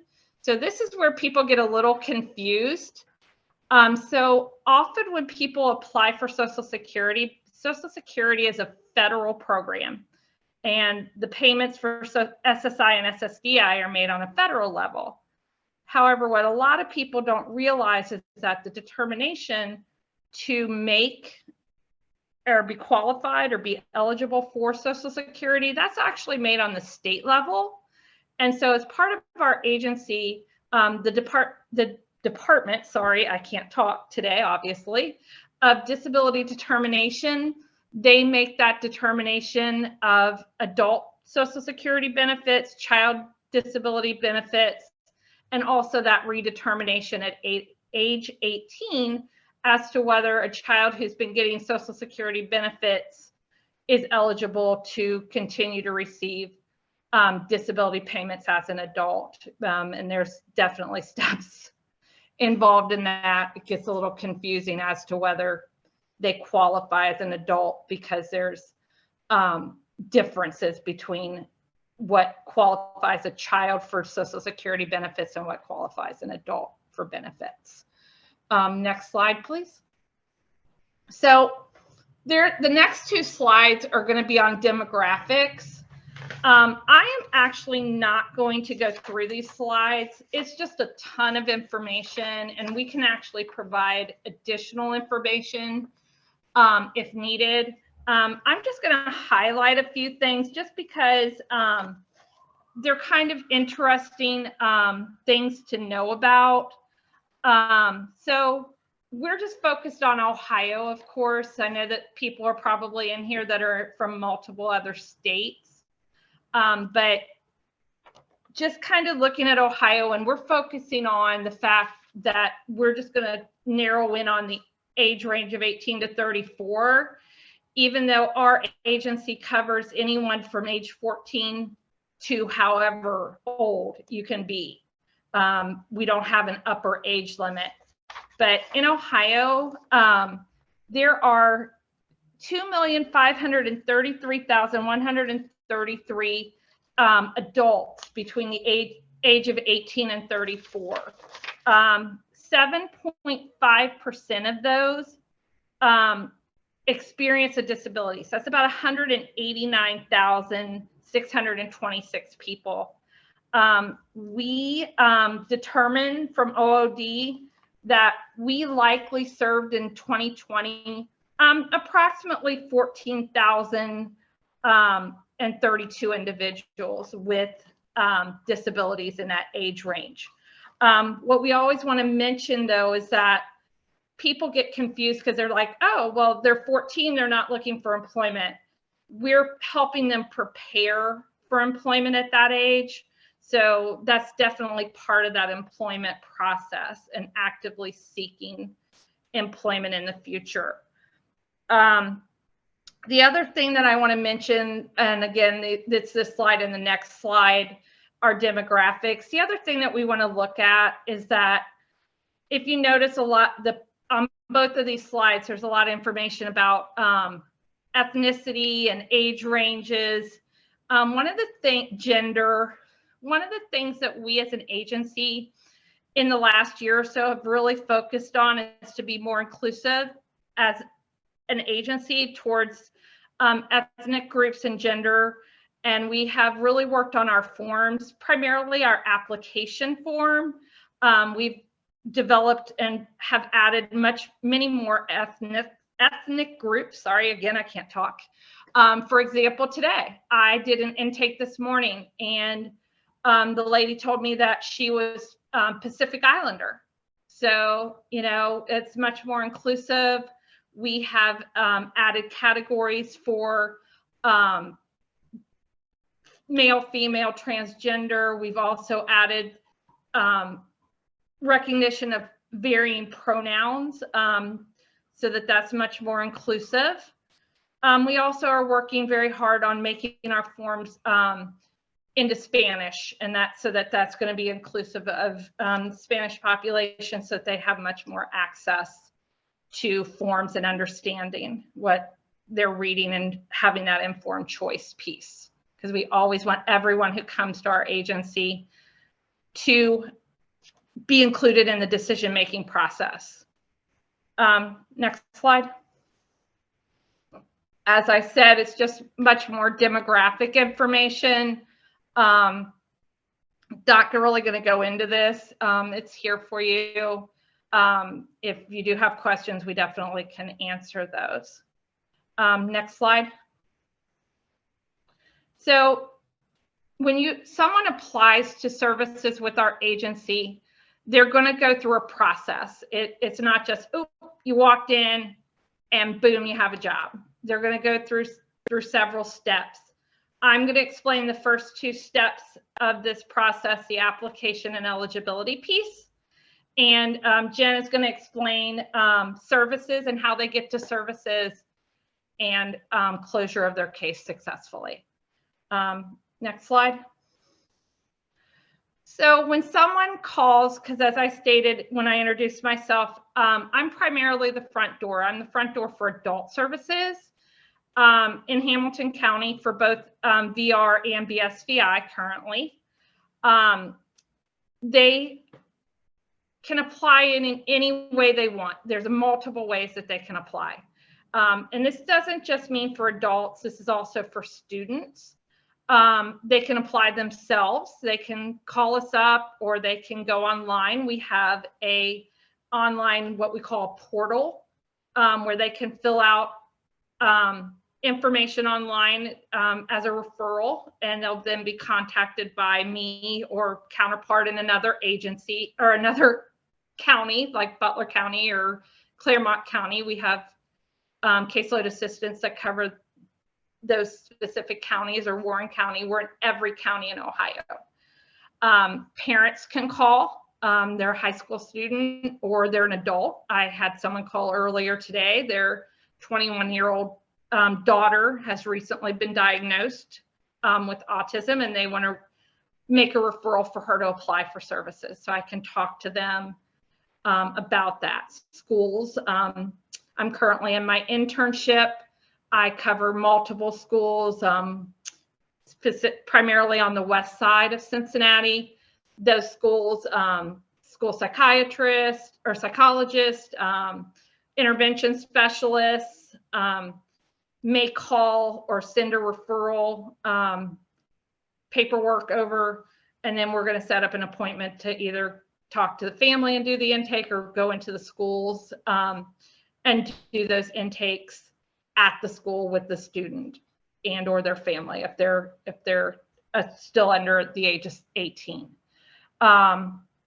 Can come through Social Security, not through Social Security, can come through Hamilton County Developmental Disability Services or any other county board of disability services, an SSA, that service and support administrator may refer one of their individuals.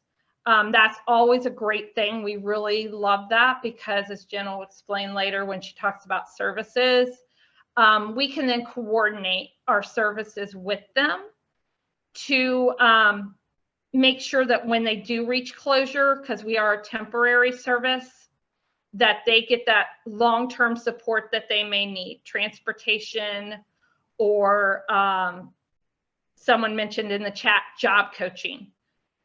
They might be able to provide that what they call follow along or permanent job coaching, going in on a regular basis and making sure they're doing okay on that job long term once we have closed. County Children's Services, Jobs and Family Services, so JFS, or a group home or children's hospital. It can definitely be medical providers. Again, Children's Hospital, or maybe it's a mental health facility like in Hamilton County, Greater Cincinnati Behavioral Health, or Talbert House, or what used to be Children's Home. It's now called New Path. All of those are great referral sources, and we rely on them heavily to make those referrals, and we appreciate that. There's also other community agencies that make referrals to us. Jenny mentioned in her slides, Centers for Independent Living Options, or SILO. They definitely make referrals to our agency, an agency called Cincinnati Association for the Blind and Visually Impaired. They make referrals all the time. People are needing assistance with either visual aids or assistive technology, or orientation and mobility training, learn how to use a white cane. Those are all things that, if that's needed in employment, either help them obtain that employment or maintain that employment, we can provide that assistance. Next slide. So once someone calls me up and we talk about what we do and they say, yep, I want to apply. I want to have help to either find a job or maintain a job. And we definitely get people that are working. I had a lady last week. She's working at an agency in the community, government agency, as a matter of fact. She needs a reasonable accommodation. She has talked to her employer because that's definitely part of the ADA. And the ADA states that if it's an undue hardship, that, it's kind of in the employer's decision to make that determination as to providing accommodation. And if they're not able to provide it, but they're open to it, that's definitely something that we as an agency can provide that assistance. So we are doing something called fast tracking, which means that basically all these steps that I'm getting ready to talk about eligibility, and Jen's going to do, we're going to collapse all that and do it as quickly as possible to get her assistance as soon as needed. But first off, everyone, once they've applied, once I've done an intake with them, we need to get them eligible. And so to be eligible, it's a pretty simple, pretty straightforward process. But we always want to make sure that everyone's able to get through kind of these first two steps. The second two steps kind of go hand in hand with the first two. So the first step is an applicant has to have a documented physical, cognitive, and or mental impairment. So we have to obtain documentation about their disability. We can't just say, oh, you said you have something. We have to get that documentation. As Wendy mentioned in her piece of presentation, they are great at getting us records, especially to Jen, who they work with a lot, from Children's, to tell us that their individual that they're referring is diagnosed with whatever, autism, for example, or an intellectual disability. A lot of times when we work with Hamilton County Developmental Disability Services, we have a whole process in place where they provide us with documentation. They provide us with, it's called a FED form. It's a form for eligibility determination. They also have another instrument that they use that looks at different functional limitations like self-care and their ability to do those things. We take that information along with talking to the individual. So that's kind of the second part. Applicant's physical, cognitive, and or mental impairment constitutes or results in a substantial impediment to employment. So we want to hear from them. We want to hear, hey, yeah, you know what? I have problems walking. I can only stand for a half an hour at a time. I only read at a 3rd grade level, whatever it is, so that we can then put that stuff together to reach the 3rd point, which is applicant can benefit in terms of an employment outcome from provision of vocational rehabilitation services. And then the last, because we need to know, yeah, they need us. Those 2 things put together shows that, yeah, they need us. They can benefit from our assistance. And then the applicant requires VR services to gain, return, or maintain employment. Okay, next slide. And that's to Jen. Yes, hello. Yes, my name is Jennifer Bonifant. I'm a vocational rehabilitation counselor. And oftentimes it is the counselors that are completing the eligibility for services when someone is referred to us. You know, like I was sharing with my team, you know, there's often counselors assigned to a lot of different agencies and schools, and we have relationships with all those different schools and agencies that when they have a referral, they can contact that counselor directly and talk about eligibility. So once eligibility is determined, the next step is to write the individualized plan for employment, or the IPE. So this is a document, but it's also how we access funding to pay for services for individuals once they're determined eligible. And there's services for transition students and services for adults. You know, in the next slide, I'll talk more about transition services for students. But overall, you know, these are the 4 areas that we look at when we are writing the individualized plan for employment for individuals. Looking at transition youth, they follow the same process as all of your applicants as adults as far as going through the process of writing the plan. We talk obviously about the vocational goal. Everything we do at OOD is about vocational support, supportive employment, working towards independence with working. Part of writing that plan, there's a comprehensive assessment that the counselor writes that talks about why this individual benefits from services, why these are the services they would, you know, would help them, and why is this goal appropriate. Again, we also talk about informed choice and selection of community rehabilitation programs. So, you know, informed choice is very important. We always want the student, the family, the adult that we're working with to be part of that decision-making process as far as services on their plan and the providers that they work with. Oftentimes we give them a document that can list the local providers who can provide, as I'll talk later about, placement services, or work incentive planning services, coaching services, summer youth program. You know, we have different providers who are accredited to receive our state and federal funding to provide services to our individuals. And so they're all, you know, the individuals we work with, it's part of their, you know, their right to be part of that decision-making process. And then the 4th area is negotiation of services and sharing costs. We call this comparable benefits. We always want students or adults to have something that they're contributing as part of their services. Oftentimes that might be transportation, if they're able, if they drive.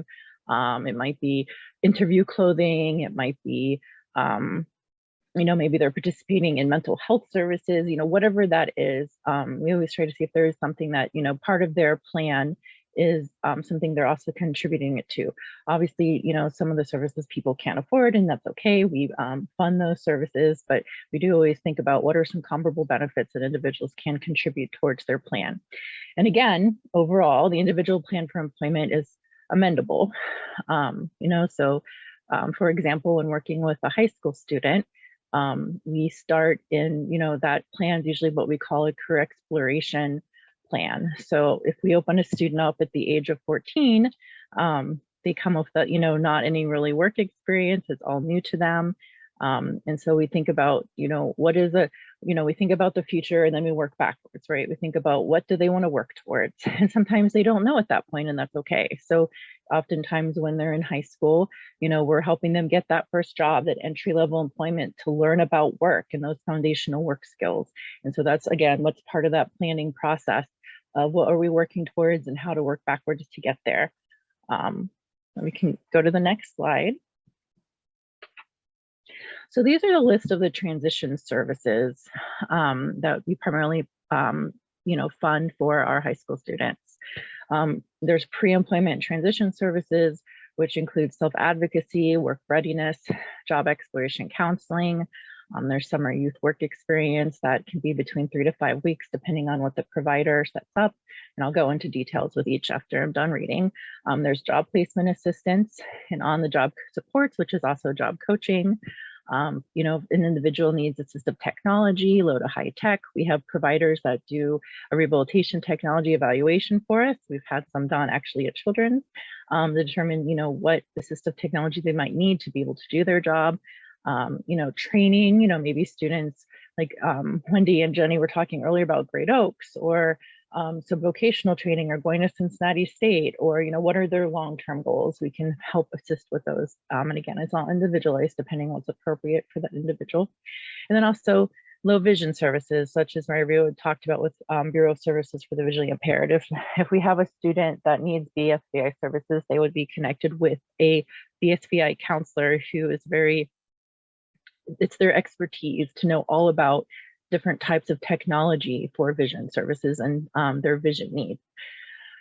So when working again as a vocational rehab counselor, I am part of the IEP team. Earlier Dennis had talked about WIOA in 2014. That really helped push schools to invite us to the table to be part of that planning process. OOD VR services have been around for years. In every state, there's a VR program, like Mary mentioned. But that act or law really helped push schools to say, we need to invite counselors to the table to be part of the IEP planning process and thinking about transition goals. And so that's where we come in. Usually think it's section 5. We talk with the team and family about what are we working towards, what are some appropriate IEP goals, and how can OOD assist.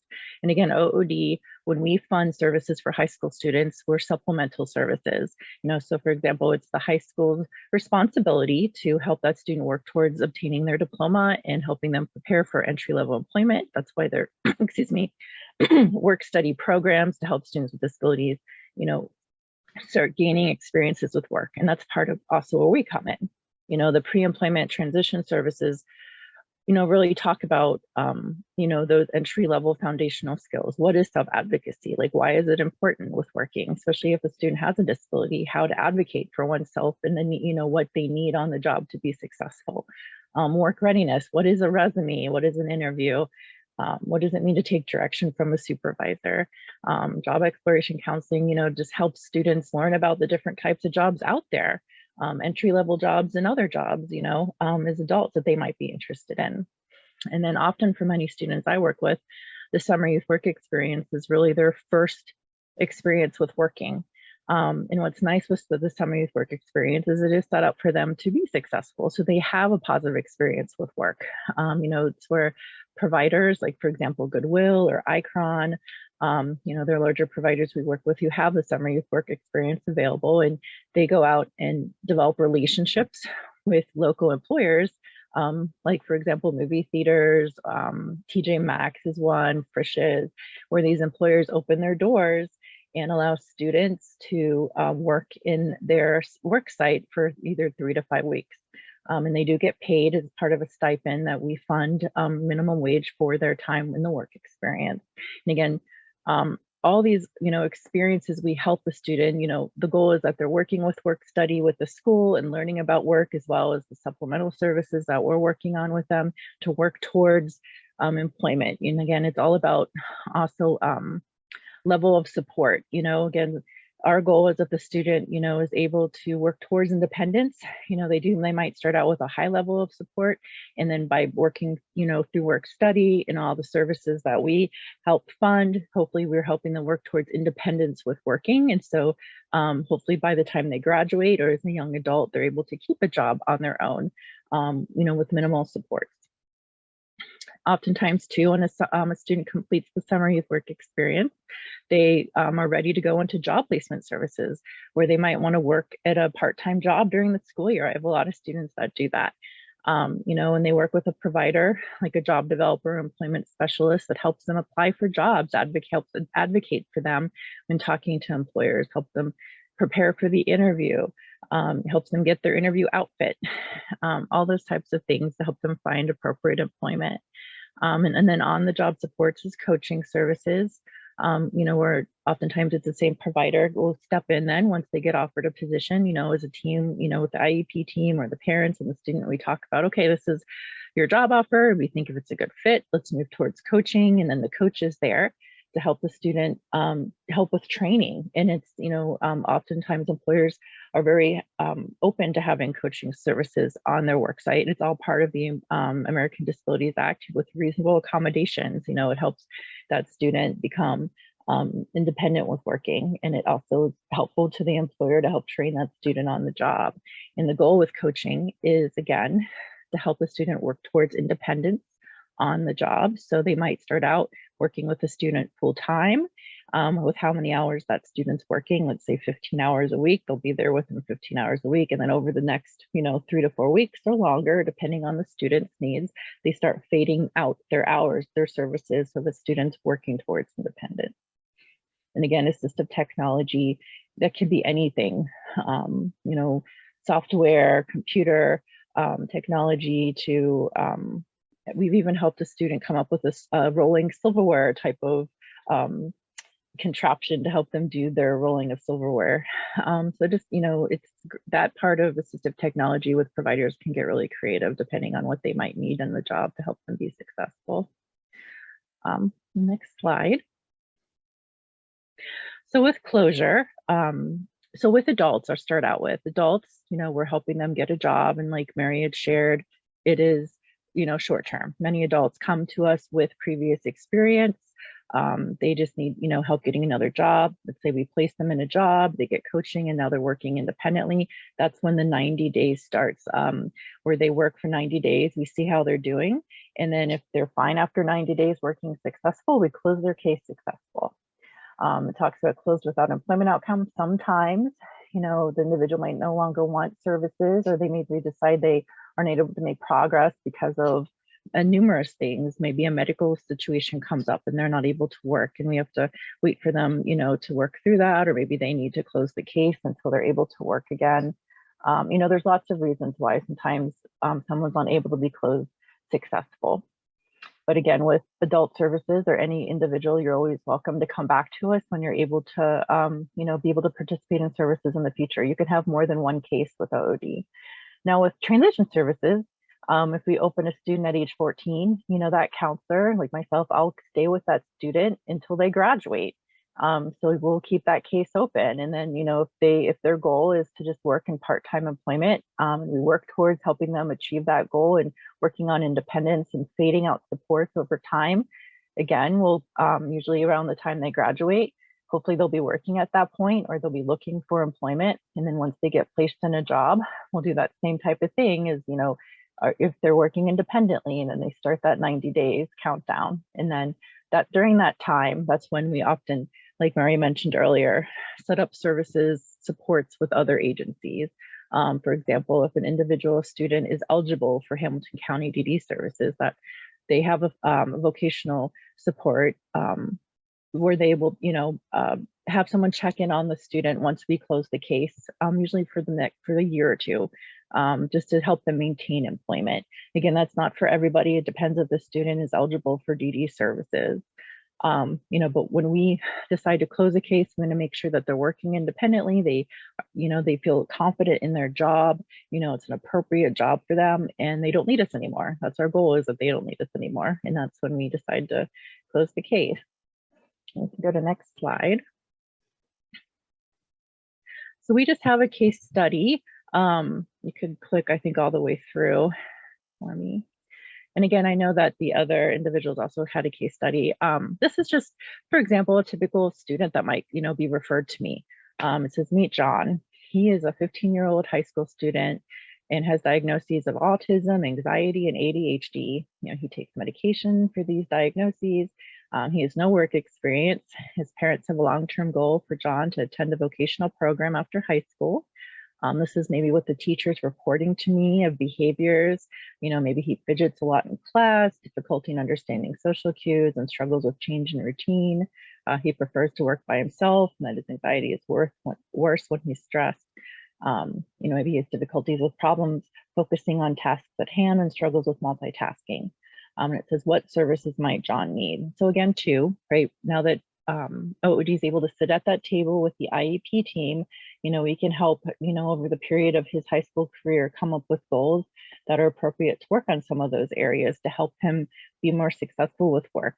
But just, with those types of information, maybe share with me what are some VR services that I just talked about might be helpful to John to help him learn about work and gain experience with working. You could just write them out or shout them out.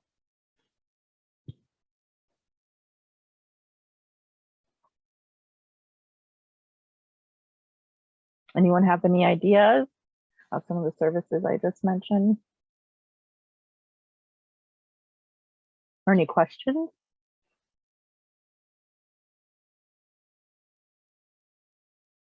So oftentimes with an individual, with a student comes, with kind of this information. We talked about, okay, what are his interests? The family wants them to work towards a vocational program. So, we'll sit down with the IEP team and we'll open up a case, get the IEP and the ETR documentation from the school, from the teacher. And then we just talk about, okay, where is he at? What type of work study services is he eligible for, if he's in any work study services at that point? And maybe what are some appropriate services at that time? So oftentimes when students come to us at 15, they don't have any work experience yet. We'll maybe do the pre-employment transition services, talk about self-advocacy, learn about work readiness, job exploration counseling. And these are services that they can participate in during the school year or during the summer. The provider is pretty flexible with those hours that we authorize to work with the family to do those things. So that's usually like a start where students, might start thinking about work by participating in those pre-employment transition services. And also too, maybe talk about volunteer opportunities during the summer. There's lots of different summer programs that maybe his family isn't aware of that the school and myself can talk about. Like Silo often has a local summer program that works on developing social skills, or any type of volunteer or summer camps, anything that helps students grow as an individual with their communication skills, social skills, helping them learn how to manage like anxiety symptoms. That's all going to be helpful in working towards employment in the future. And it looks like you can go to the next slide. And this is just a success story that we wanted to share.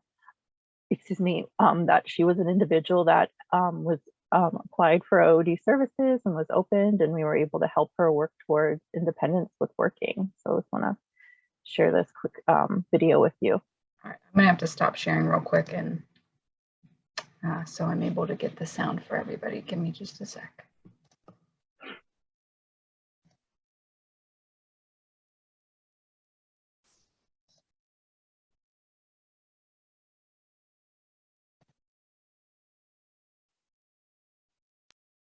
Okay, you guys seeing the video? Yes? Okay. Meet Tiara.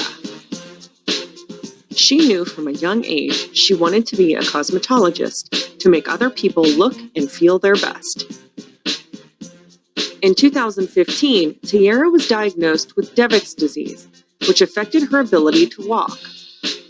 Tiara decided she wasn't going to let her disability stop her from achieving her goal. Tiara said, quote, "My physical therapist told me OOD could help me get back to work and help me figure out how I could work in a salon." OOD and MJT Engineering worked together to find a solution and give Tiara the accommodation she would need to work as a stylist. Tiara's standing wheelchair allows her to sit and stand while being fully supported. Her employer, Ulta Beauty, even installed an electric height adjustable chair to further assist her. She said, "Having the chair and my job has given me a sense of independence and normalcy.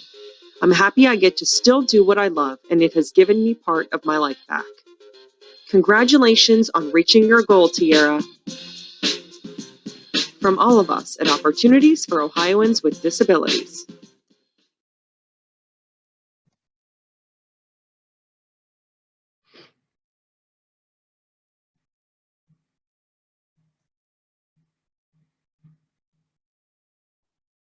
I think that was my last slide. So I think next is Amanda, right? Yeah, if I can figure out how to get this back up. Can you guys see this? Yes, okay. Yes. All right. So we have less than 30 minutes and I need to get through 2 sections. So I am going to keep this engaging as possible, and we might be skipping over some slides, but you will get the main idea of Project Search and our employment supports. Let me just check the chat and make sure. Oh, Jen, there's a question in there about OOD. I wonder if we can maybe address it in just a bit. No, so I'm going to right. start going over Project Search first. Okay. The first question I have, and you guys might know the answer because Dennis said it during his talk, is how many countries is Project Search in? Does anybody remember? Put it in the chat or shout it out if you happen to remember how many countries Project Search programs are in.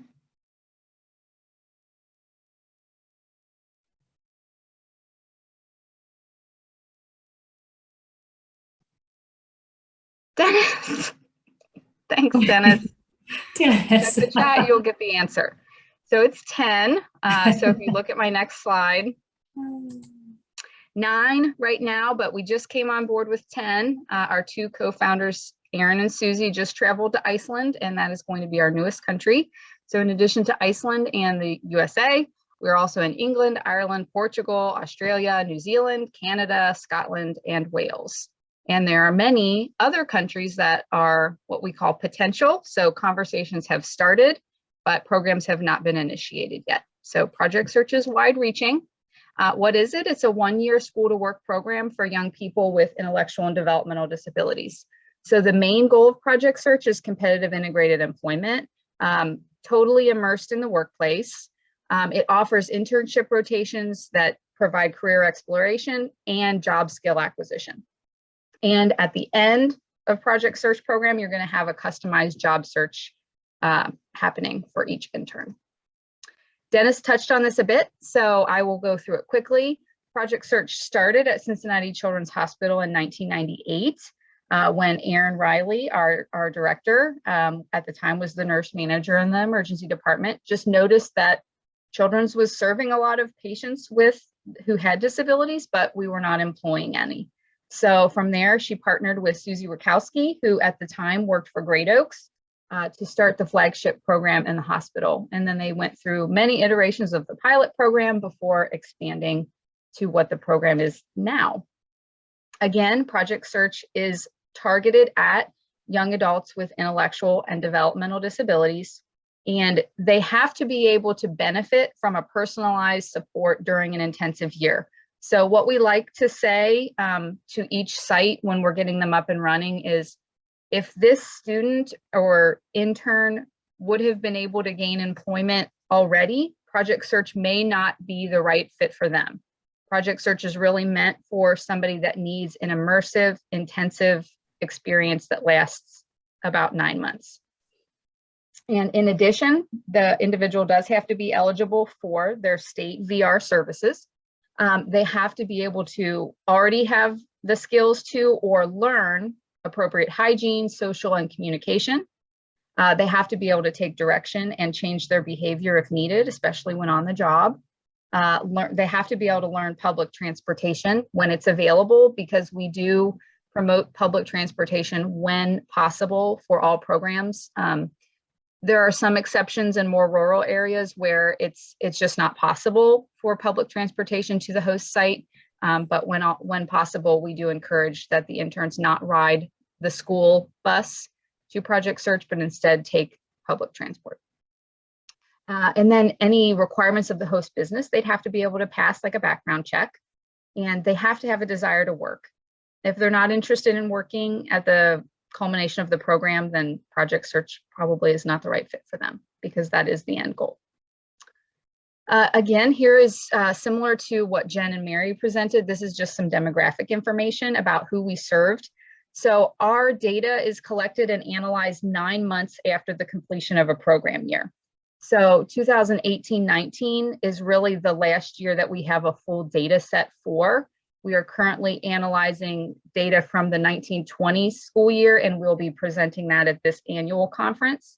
So our data is always a couple years behind, and things were a little bit hectic, as you can expect with the COVID years. So as you can see here, the main population that we serve is intellectual disability, with autism coming in second, and then learning disability. And then you can see here the list of other disabilities that we serve. And oftentimes our interns will have dual diagnoses. Again, we're looking at the 2018-19 school year. And so this was the demographic breakdown by race ethnicity of our interns versus the actual US population. So you can see the US population is in blue and our interns are in orange. And so in most we collect demographic information at the beginning of every school year.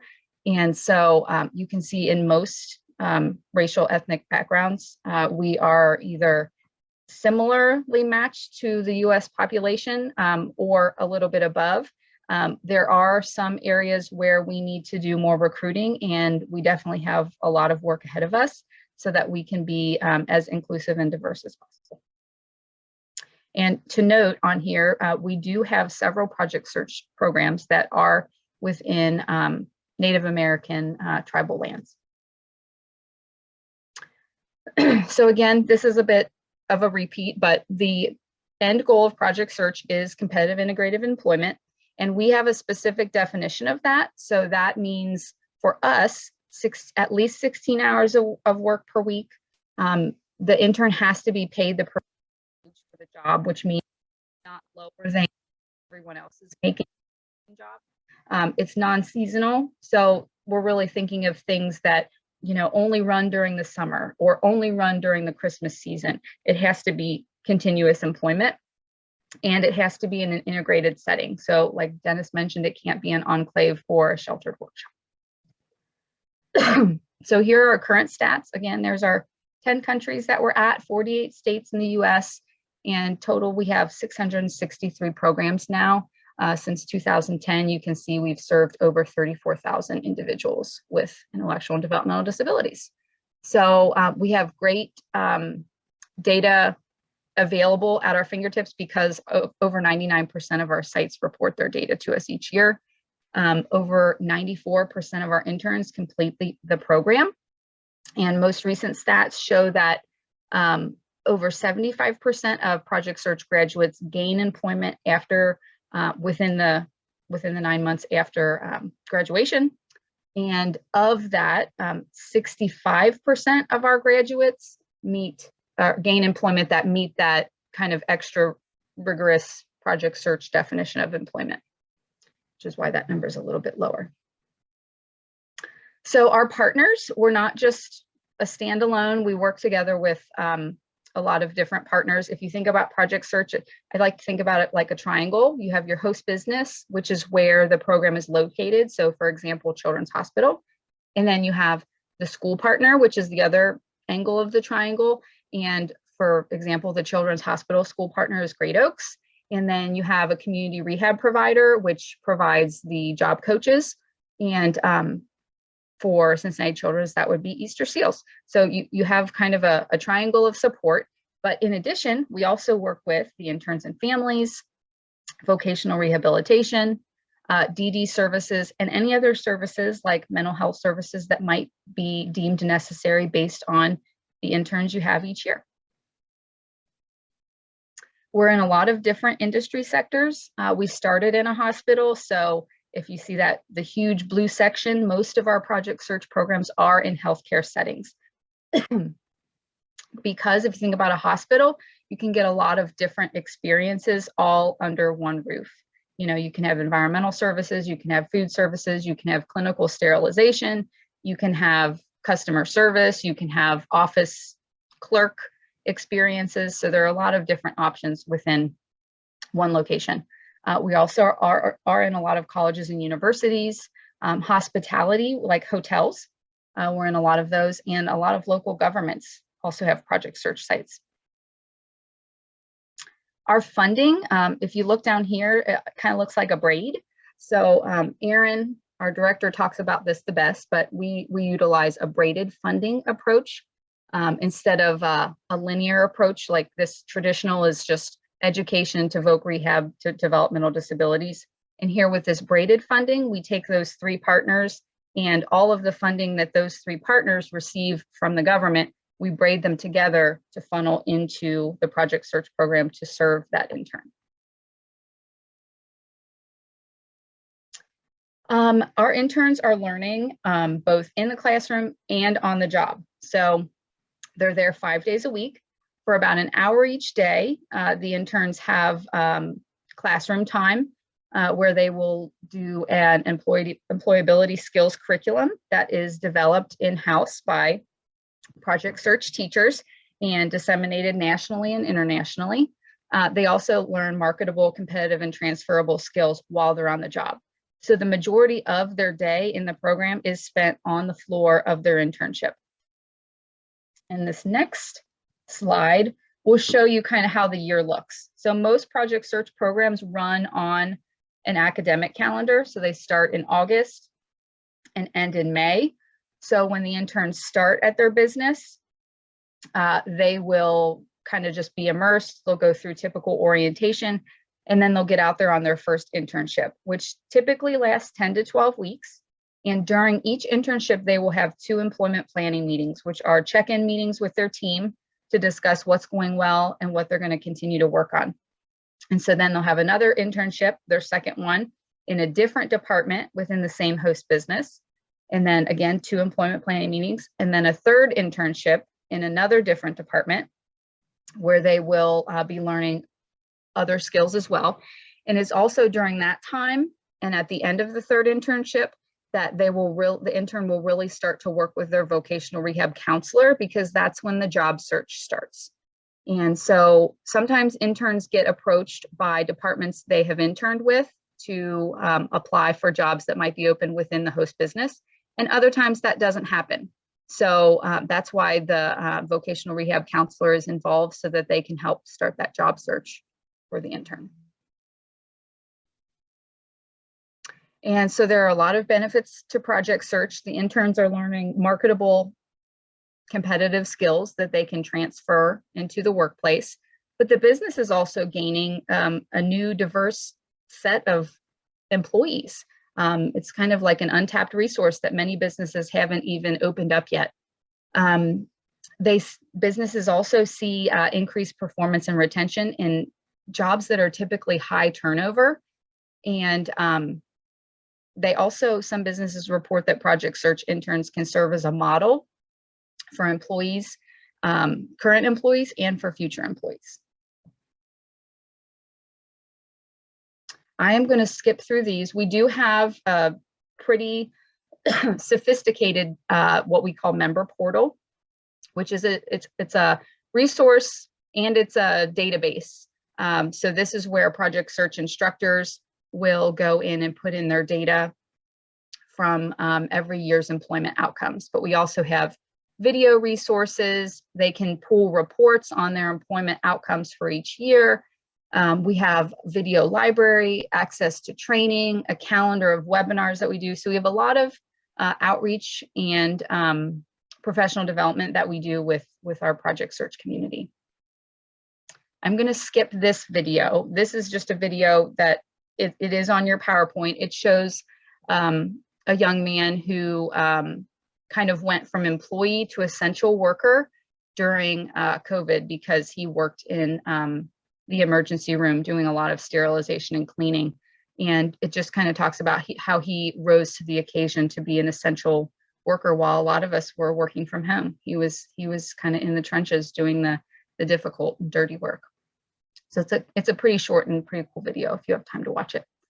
But I want to make sure we have time to talk briefly about the last little bit of our department, which is employment support specialists. And Anna and Meredith are not here today, but I'm going to talk briefly about what they do for our employees. As Dennis said, between 60 and 70 employees at Children's with intellectual and developmental disabilities. So our individual employment supports, or IES, is a provider agency for OOD, and they support individuals at CCHMC to learn and maintain their competitive job. They the amount of time they spend with each individual is very flexible. Some individuals need a lot of support, and some individuals maybe just need a couple check-ins here and there. Any changes to a job are made in concert with the employer and all of the other necessary personnel. So a lot of things, I'm thinking of one in particular, Children's just built a big new emergency services building, and a lot of our employees worked in a lot of the departments that got moved to the new building. And so our 2 employment support specialists, with the help of also Wendy and Jenny, had to help train all of the employees on how to do their current job in a completely new environment. Because once you have the muscle memory, and once you have thought about your job and you've been doing it over and over, you get really great at it. And a lot of our employees are, but switching to a new location kind of throws a wrench in things. And so they needed some additional support to be really successful in their new location. So in order to work with Anna or Meredith, they just have, you have to either be eligible through your County Board of DD or through OOD in order to get services through Anna and Meredith. So a lot of what they do is providing accommodations, adaptations. They coordinate a lot of training. So if you think about the things that we as children's employees have to do every year, your flu shot, your COVID shot, your safety college, all of the annual trainings we have to do, Better Together, all of our employees with disabilities have to do those as well. And so, and benefits, choosing benefits when it's open enrollment. So Anna and Meredith are there every step of the way, helping to accommodate and meet the needs of the employees that have to complete all the same things that we have to complete. But they also help to promote natural supports while they're in their work environments. And if issues arise, like behavioral issues, they work with the employee as well as their families and the department to try to resolve it, so it doesn't end in a termination for the employee. Excuse me. They maintain ongoing communication with all partners. And if it's available, they love to promote career advancement for our employees that maybe start at entry-level positions and then move their way up. So I will let you all read the rest of those because I really want you to see this video. And I think I need to stop sharing real quick because I didn't ask it to share my sound. Oh, yeah, I did. Okay. All right. Let's see now. Now this video is me interviewing Anna, our employment support specialist, and one of our employees. So you'll hear my voice in the background too. All right, we're going to start the employee panel portion of our presentation. And this is Amanda. I'm going to be asking some questions of our guests here. So first, Trevor, can you tell me a little bit about yourself? I'm Trevor Cock. I went to Reading High School. I graduated back in 2017. And I went through Pathways, and then I started over here at Project Search. And I went and did my interns for over here, which were probe collection, conference services, and receiving for the storeroom of Children's Hospital.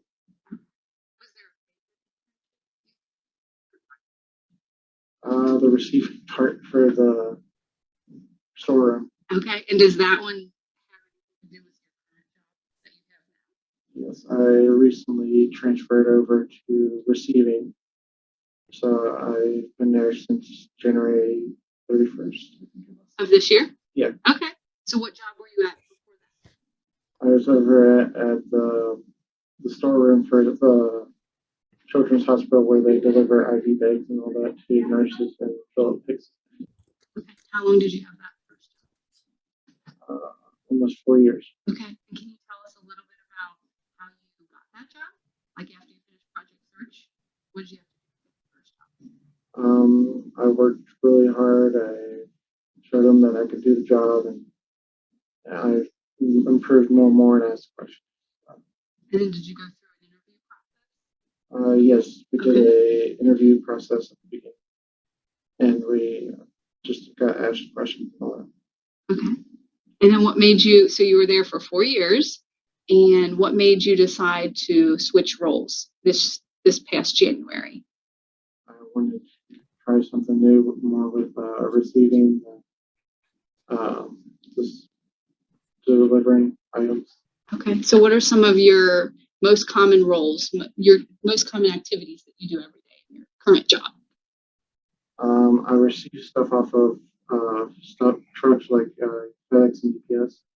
I receive the trucks with their PO numbers, and then it would tell us when we receive them that we'll print them off with a location saying where it's supposed to go, and then we put it on a shelf of either which building it's supposed to go on. Okay. And then do you do the delivery as well? Or do you just organize them? Do delivery. We just do it more towards the end of the day.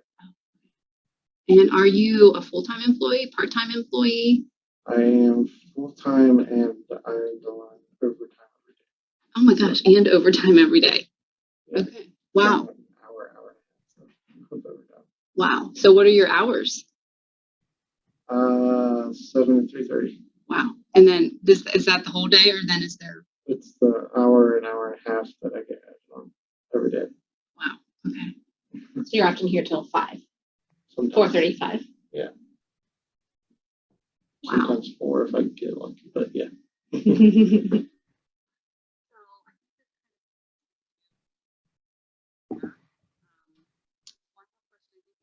Since you are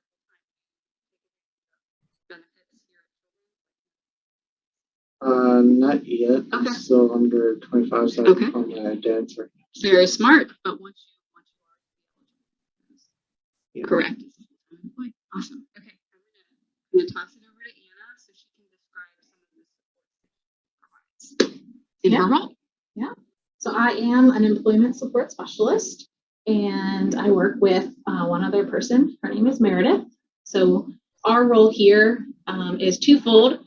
We help train people in learning a new job that they go into, or new employees who start. So a brand new job that they're coming into. And we also assist employees with developmental disabilities in maintaining their job. So whatever that takes for that person, we're connected with the manager, we're connected with the family, we're checking in on the employee and addressing concerns as they come up. We will bring HR in as needed to assist in situations. Uh-oh. Hold on. There we go. We will help employees learn new tasks as needed. It is really based on the needs of the employee for the assistance that they need. Another big part of what we do is assist with the mandatory trainings.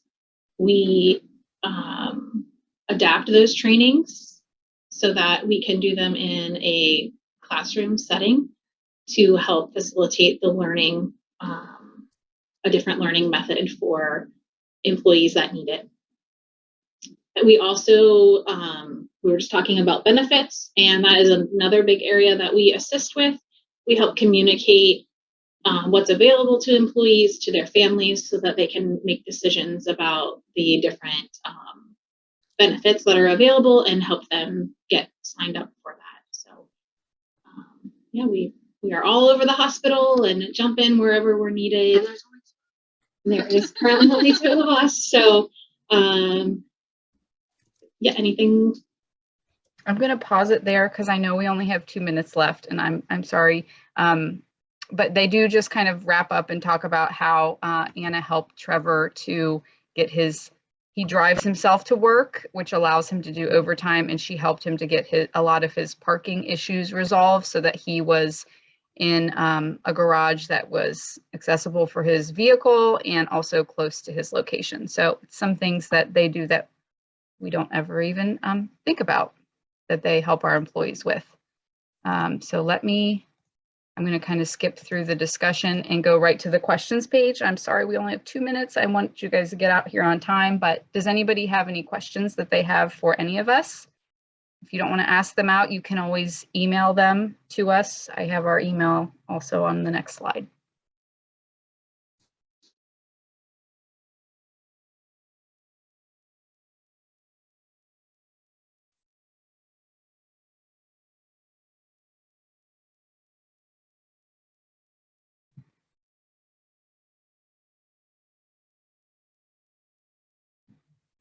Okay, well, if you think of a question that you have, I'm going to post our contact information here. You can take a picture of it. You can find us on Centerlink. Thank you all very much. I think for a lot of folks, this is maybe the first time that they're hearing a lot of this information. So I think it's going to take a while to kind of process, and they might have some questions later, but thank you all. This was a really great overview of so many different options, and that's exactly what we were hoping for. So thank you so much. Included a lot. Sorry for the overload. But process I'm glad it, we and did the 3 hours too. We're around if you have questions. So. Okay, great. Thank you. And Len trainees, Pat has something that she wanted to review with everybody real quick. Thank you all. All right. See you all. Nice to Have a meet good you. night. Hey guys, can you hear me? Yeah.